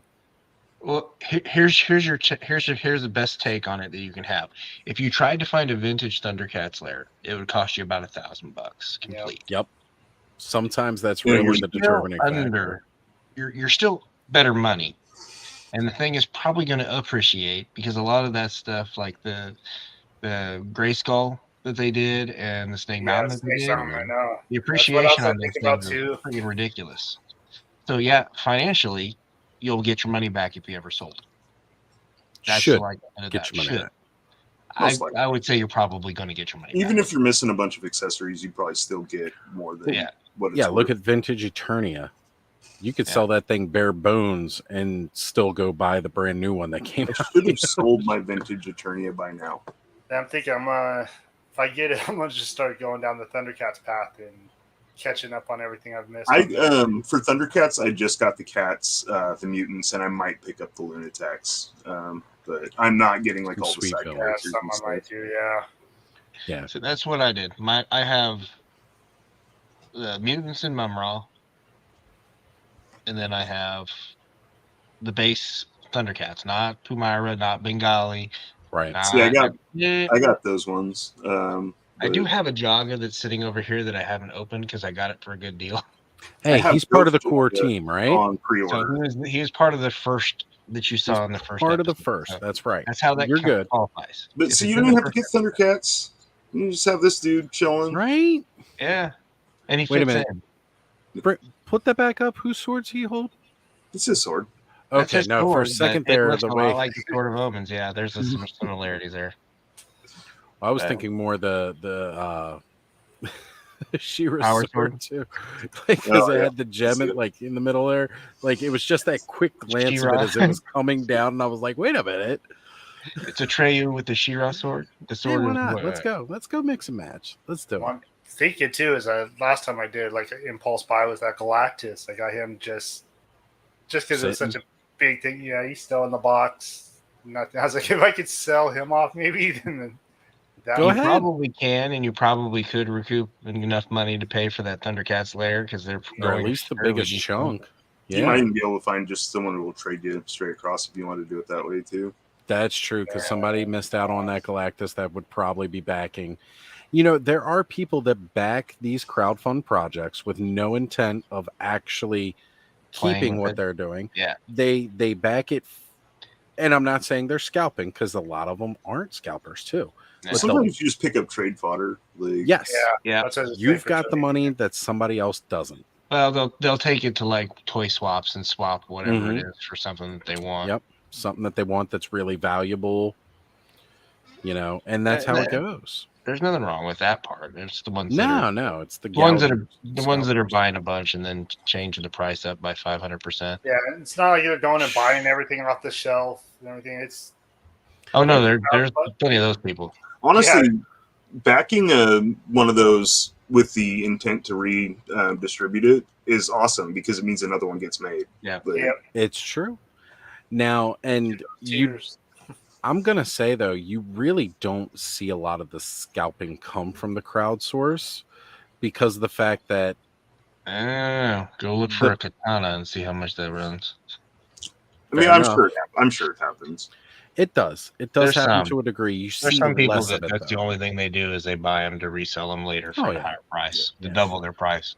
But like I said, it's still nice that they do that just because another one gets made. Because if they didn't order it, then it wouldn't. Well, and I did. It's like with the Hiss tank. I had 2 backed originally, and then I backed out the last day for the second one because I just at that point I'm just like, what the hell am I buying 2 for? Yeah. I realize how big it is and how much space it's going to take up, and I'm like, I don't have room for 2.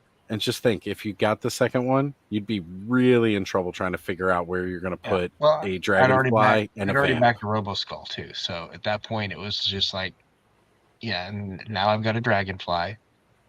Now that we've seen the vamp is coming. Oh, it's so good to say. And I had to back out of one of my trouble bubbles because I realized that I'm just running out of space. There's just space is limited. I'm gonna be. I know. I've got boxes of stuff in my. And I want to have an actual display. I don't want to have them all being static, standing there next to each other. That's how I have my legends, and just kind of blah. Yeah, so I want like a little small diorama shot, for my Joes. That's all. I am. That's where I am with my collection. I'm starting to kind of refocus a little bit. Keep myself. My display is mostly just Origins, and they're all in kind of like an action-y, like built into dios and stuff. Like if you saw like Toy Frenzy last week, like that Snake Mountain, it's changed a little bit because that's a pretty old picture because I think I sent it in after the first thing. But like I just have like shelves that are basically built-in dios, and then a lot of stuff is just like these are floating on my desk, and then I have like photo areas where they have piles of toys that I have to move all the time. You got a lot going on, Thanos, because you got your own Castle Hellskull you built. You have original Eternia. Yeah. You're getting a new Eternia too, I'm sure, right? Yeah. You gotta have that, and which is even bigger. Cat Slayer is. I don't know what I'm going to do with Eternia and Cat Slayer. Like, to be honest, I have no idea. I have a little idea. Like, I can move some. That's future Thanos problems. He's not worried about it. That Eternia is going to sit in a box for a while. I know for sure that's going to sit. At least we could do those towers like they showed though individually. Yeah. Track around them. And you don't need to put the track on it if you don't want to. I mean, you miss out a key play feature without the track. But if you're using it a lot, I mean, you can put the track on still, just not in the full loop. You know what I was kind of hoping? To still go around the tower. If you could, if you could have bought like additional supports and tracks to kind of mod it and make it more. Yeah, I'd like the train that goes around the ceiling. I'm actually wondering if I could buy or like have someone print extra tracks and put them like. Connect it to the old Eternia towers so that it would go a little bit further. So I'm sure Aaron's build plate could do that. We just need to make sure that we find him a 3D scanner. You send him off some track and he will 3D scan, and then we will adapt and add it to the old Eternia. See, Travis, though, he has the resin printer, so that might actually work better with his because you want it smoother. There's a place about a town over that you can bring them files and they'll print them for you. I'm not sure what the pricing on it is, but one of my buddies. Yeah, there's places that offer to print for a little bit of nothing, but I don't have a problem printing stuff. It's just I don't know. I mean, but then like the shipping. I'm still learning my printer, so this is not the time to send it. If you want it done right, give me time. So Mattel owns Fisher-Price, which owns Thomas. Think it would work? You know what? I didn't even think about that route of it. We're going to have to start eyeing up those tracks when they come in and see what compatibilities we can find. Maybe we can. And Adam's saying the band price is going to surprise people. I figure it's going to be right around 100. I mean, I think that's a reasonable price because you're getting a figure plus the vehicle. If it comes in at 80, I would be ecstatic. But under 100. It's not going to have any electronics or anything, right? No, it's just supposed to be a simple spring load. No, not even a spring loaded rocket launcher, but no, it's got just the gun. I'm sure it'll probably have the same feature where the two things alternate. Yep, and that's cool. I'm really, really excited about that vamp. Like, I have held back from G.I. Joe Classified and always admired from afar. And the further and further they go with the line, the harder it really gets. Like Serpentor blew me away last year with mine done. I almost ordered Serpentor. Like I just kept looking at him. I was like, don't do it. There's so much that they've done that's changing. And they're evolving some things. They're kind of moving forward, but they're still paying homage to those classic. But I don't think there was a bad figure that they revealed today. No, not at all. Even their last several reveals. Even the 3-pack with the Baroness and the twins, which is just straight up repaints. It's okay. But there's somebody like me who's contemplating. But for me, I'll get it. I'm a sucker. I'm the guy that buys everything G.I. Joe. Just don't. Because you want to keep seeing the line continue. I think it's nice when they do re-releases like I that. love that. But it'll be great because then I'll have a Crimson team. Because I'll have Crimson Bats. I'll have my Crimson Guards. In the future, I will have the Crimson Vipers and the Alley Vipers, and they're all kind of in that same vein, and I can have a whole setup of those, just like I can have a whole Python Patrol set, and then have a whole regular Trooper set, and then I'll have my Dreadnoks, and it's all about getting those. For me, it's going to be making it look like an army. Of course, which army builders are important to some of us, and especially when we all grew up as kids and we weren't able to army build as much because the parents didn't always understand about the importance of that. Like, I need several stormtroopers. Why? You already have one. Well, yeah, and you've seen the movies. There's 100 of them. Exactly. So, well, I mean, it was like they were talking today about the Steel Core. I'm just getting 1-pack. I don't need more than one. Just something about that. I don't see the Joe side as that kind of army building because they're more individualized. Mm-hmm. Yeah. At least in my headcanon. That's how it's always to me, G.I. Joe is always defined as a special ops team. I mean, they need support people, but then again, why would I have a guy shooting if he's a support person? He's not. We gotta have a guy that's doing the ones that are out on the front line getting shot in the face while they run around doing the ops. That's the whole point. They shouldn't. Gotta have the red shirts. There shouldn't be any fodder. Yeah, good guys, there is no fodder because they don't die. Yeah. The important named villains don't die, but all the fodder villains do die. Yeah. Well, maybe not die, but get disabled. That's why they were all robots from all the bad guy teams. Adam says I need 2-packs. You need 2 packs. I don't know that I need 2 packs.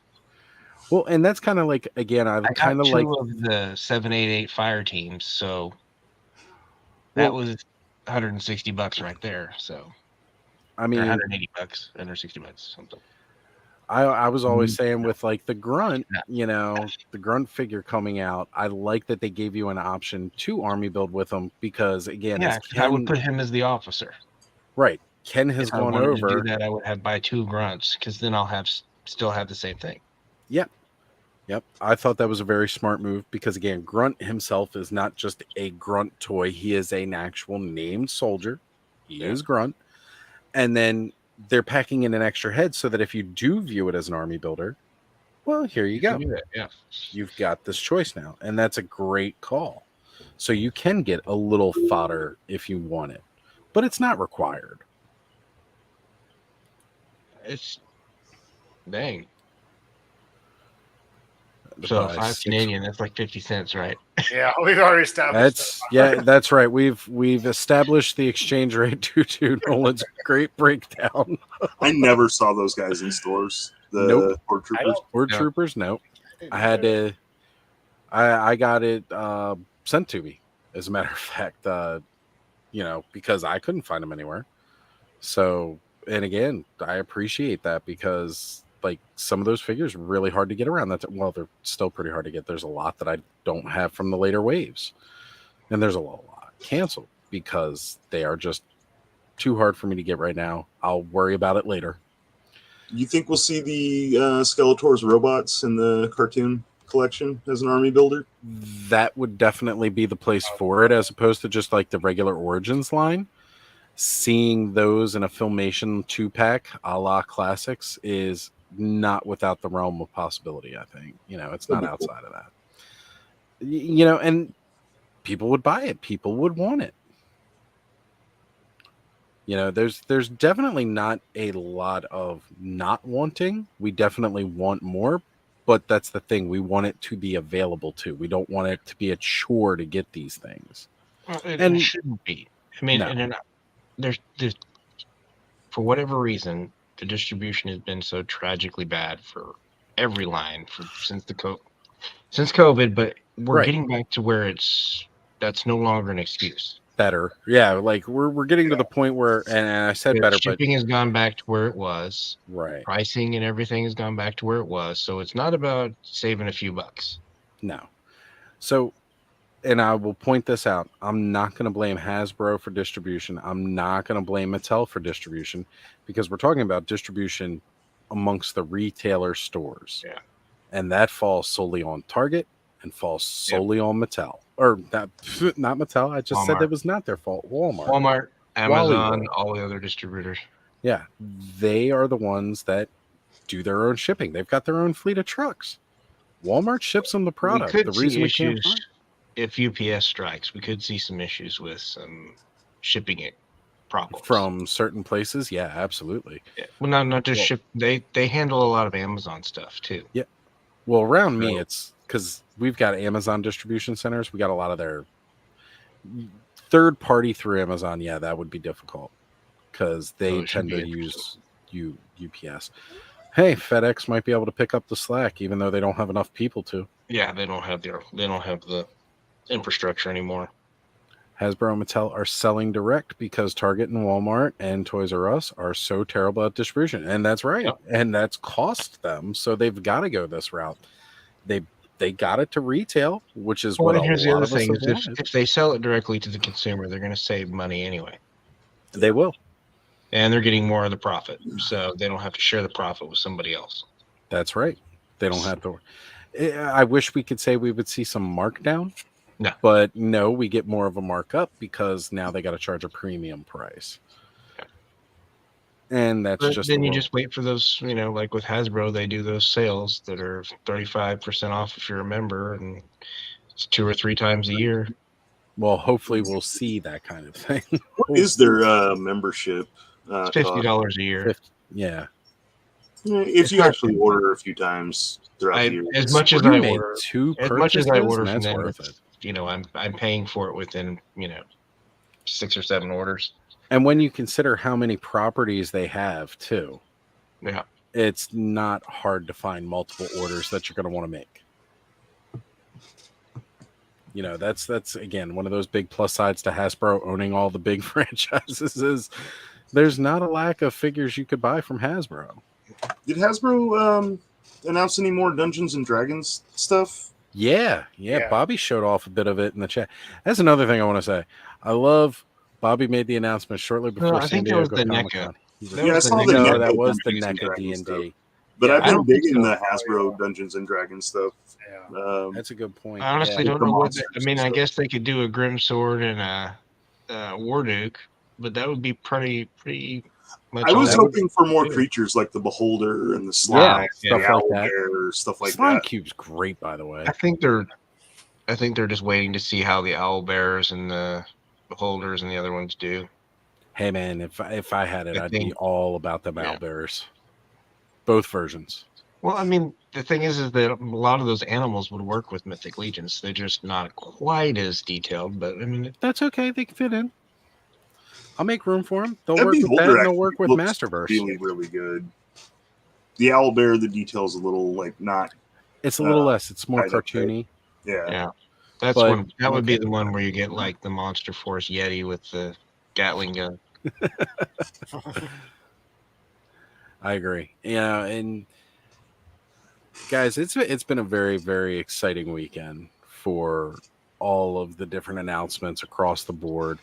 And like I say, finding out about new toy companies too. And that's really great because that just gets you more excited to see what else the future is going to hold. And Mondo showed off some really, really excellent stuff coming too, which I know a lot of people were worried about how well Mondo was going to be able to keep up and keep doing what they were doing before because of layoffs and everything. But they're still trugging along. They're still pulling a lot of new stuff coming down the line. It's not really any less than what we've seen them display before. So, I mean, that's a really good sign. And honestly, they showed off a lot of really great stuff with them too. See, here we go. Speaking moistly, saying he's just got, the Beholder and a Dritz figure, and they are great. I agree that Dritz, that was that GameStop, I thought was doing that one, or maybe I'm getting confused. They had one from that Hasbro was actually doing. It was on the Hasbro Pulse exclusive. Okay. Yeah, but still, it was a nice looking figure. I almost got it when it was. Yeah. I was tempted, and then I was like, no, I don't need it because I don't have a report. I have to stop somewhere. Yeah, I've been stopping by Walmart last week or so because of that Moss Man and everything coming out. Yep. I noticed all the ones I've stopped at by me, the collector aisle they have was like empty. Completely empty. All three of them I hit today, that was like almost gone. Nothing. They might be just getting rid of those, huh? I know Target's isn't that bad. I mean, the section's gotten smaller, but Walmart, like, oh my gosh, there is nothing here. Like one Batarang. There's only one by me. They have a couple of busts and 2 packs of the turtles that haven't sold for a couple of the DST statues. I found the really old Casey Jones and Raph movie 2-pack today, which I haven't seen in ages, but it was sitting off in the automotive department, so I think somebody was trying to snag it. Nice. Yeah, and the Panther, and that is definitely one that I was thinking about. That was the Hasbro one, or Pulse exclusive. Okay. Yeah. Because I remember seeing something was on that was like the GameStop, first D&D. I don't think it had it. I think it was the first D&D figure they were trying, just kind of putting it out there. Yeah, seeing if there was an interest. An anniversary kind of figure, I think. Yeah. I recall. So yeah, like I'm not seeing it as much. I you know what though? I do want to find one of those dragons from D&D, but I'm waiting for the Mythic Legions dragon though to come through. I can't imagine what that Mythic Legions dragon's going to cost. I'm actually curious again about the McFarlane when they do Blizzard, like some of the dragons from Warcraft. Be really cool. It'll be interesting to see how they do them, depending on the size of the figure, because those ones that they're doing right now are really kind of small.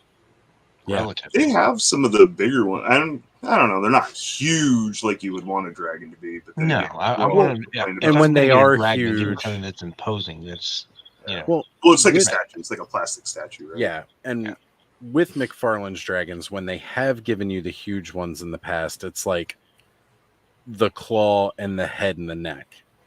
The rest of it's hidden behind terrain or something like that. Because again, he was always very more statuesque.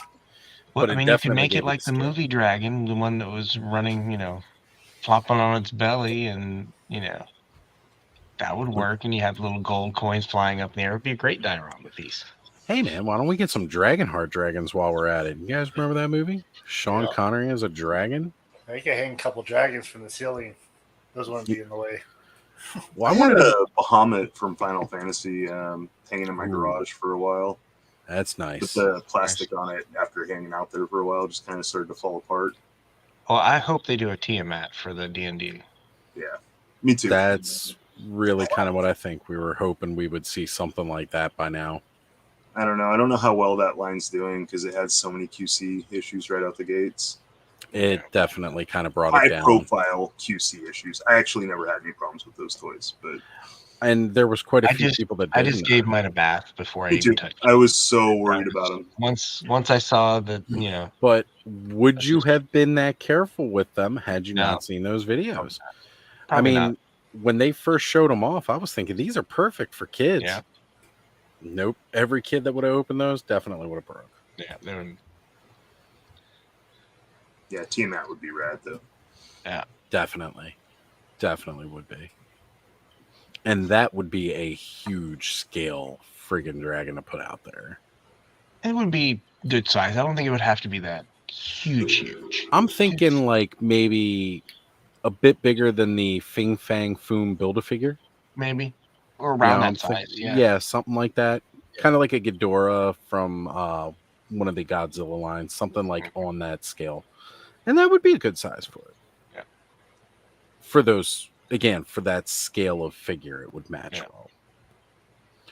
All right, guys. Well, we've been going for like 2.5 hours. No, that's typically a short stream for me. But I think quite a few of us are tired. I know I've definitely been running on some fumes this week, and I got a big busy day tomorrow. I've got a work thing that I'm doing earlier in the evening. You got a show tomorrow night. Like I got a show tomorrow night. Yep. And he's got 2 appearances tomorrow. I've got 2 online appearances that I'm going to be trying to juggle here. Maybe. And then, like I said, even before that, I had completely forgot about this until I was working this morning. I was realizing that I got a work thing that I got to do from like 3 to 7 tomorrow. So that's going to be a lot of fun. But that really is going to be a bit different because, for the hospital that I work for, they do a lot of giving back. And they've got, kind of like if you guys are familiar with Ronald McDonald House, where families of sick kids are able to stay and the families to get treatment. Yeah.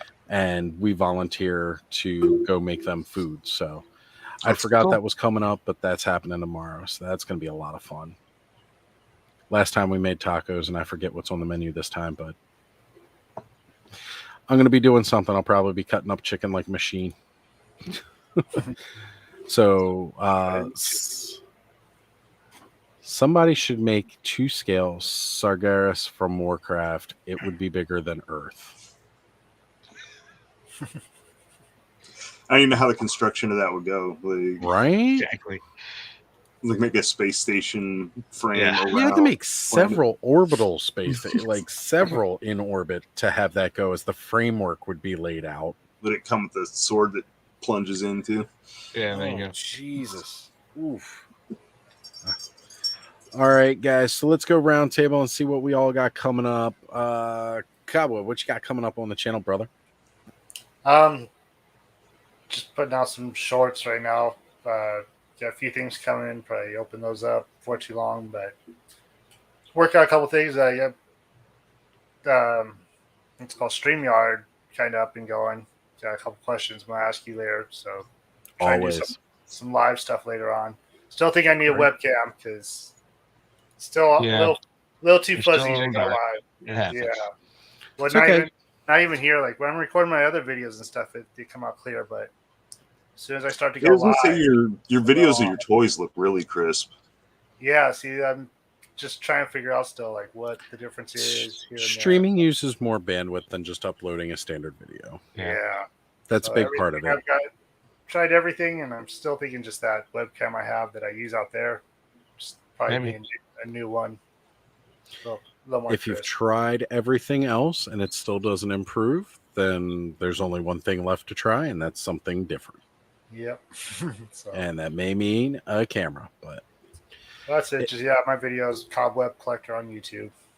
Absolutely. So again, if you guys aren't already subscribed, make sure you check him out. Give him a follow, give him a like. He's putting out lots of really amazing content, and it's always fun watching his videos. And Black Phoenix is saying he might post something eventually, so follow me and stay tuned. Definitely do. Go subscribe to his channel. He will put some stuff up. We're all waiting. Aaron, let's go with you, brother. Tomorrow night, I have Dom from Toy Domination on for some therapy. We're going to see what happens. Hopefully, we are not going to talk over each other the entire night, but it should be fun. That's how we do things around here, right? No, and then Friday, I have Jeremy Jernigan. Sweet. From authority figure. So that's right. Should be interesting. There we go. Should be interesting. Thanos, what pictures you got coming down the pipeline? Any new ideas? I need to take a bunch of pictures tomorrow because my pipeline's getting pretty empty other than the Wednesday and Friday shots, which I'm backlogged for at least a month. So I'll be taking some pictures tomorrow. I'm sure you guys will see me around in chats. Either next month or the month after, I will start doing some YouTube content. Nothing too big. They're going to be fairly short videos. I don't want to give away what it is yet because I have an idea, but I don't really want to throw it out there until it's ready to go. It's all good. I got 3 videos up now, so I actually have made a couple of little dorky videos with my toys. If you want to go check them out, they're there. I enjoy them. Those are the best, though. So yeah, every day on Instagram, and then I'm thinking weekly for what I have going or what I want to get going on YouTube, but probably another month or 2 before I'm ready to actually get those going. So Amen. I'll be around. You get it ready and you do it as it rolls. Don't rush yourself. Don't pressure yourself. Just take your time. I want it to be like a weekly series. I need to get some stuff set up, and I'll probably write a script because they're the kind of things that need a little bit of scripting. But yeah, right. We'll see how it goes. So, and then we got Lawrence throwing out some advice, Cobb. You can always hit him up if you got any questions. Yeah, I did do kind of that live with you guys, that private live with my phone. Yep. And it is a big difference. Yeah, it worked out pretty good. Webcam, but still not as crisp as I'd like. Well, I mean, we all see room for improvement. Trust me. Yeah. My setup is definitely not the best. I see plenty of room for improvement, and it will as time goes on. But I'm just gonna roll with what I got for now that's working, and wait until I can do something better. So, and Paul Morales saying, "Take care, collectors. See you later, Paul. Thank you for being here, brother. Really appreciate it." All right, guys. Well, as I said, I got quite a bit to go on tomorrow. You catch me with Mega J making a statement about the GoFundMe and everything like that tomorrow. It's going to be really good. Then also tomorrow night, being on Ozstradamus Toyz as we talk and continue the journey on their Road to PowerCon tour, which, again, now is a possibility for me. So that's going to be absolutely amazing. And appreciate you all showing up here tonight. Guys, as always, these Saturday nights are some of the biggest highlights of my week between this Toy Frenzy and trying to catch as many of you guys as I can. Even if I don't show up to your live, lately I've been really bad about that. I'm always catching the replays. So keep putting out all that amazing content, legends, and we'll see you guys on the next one.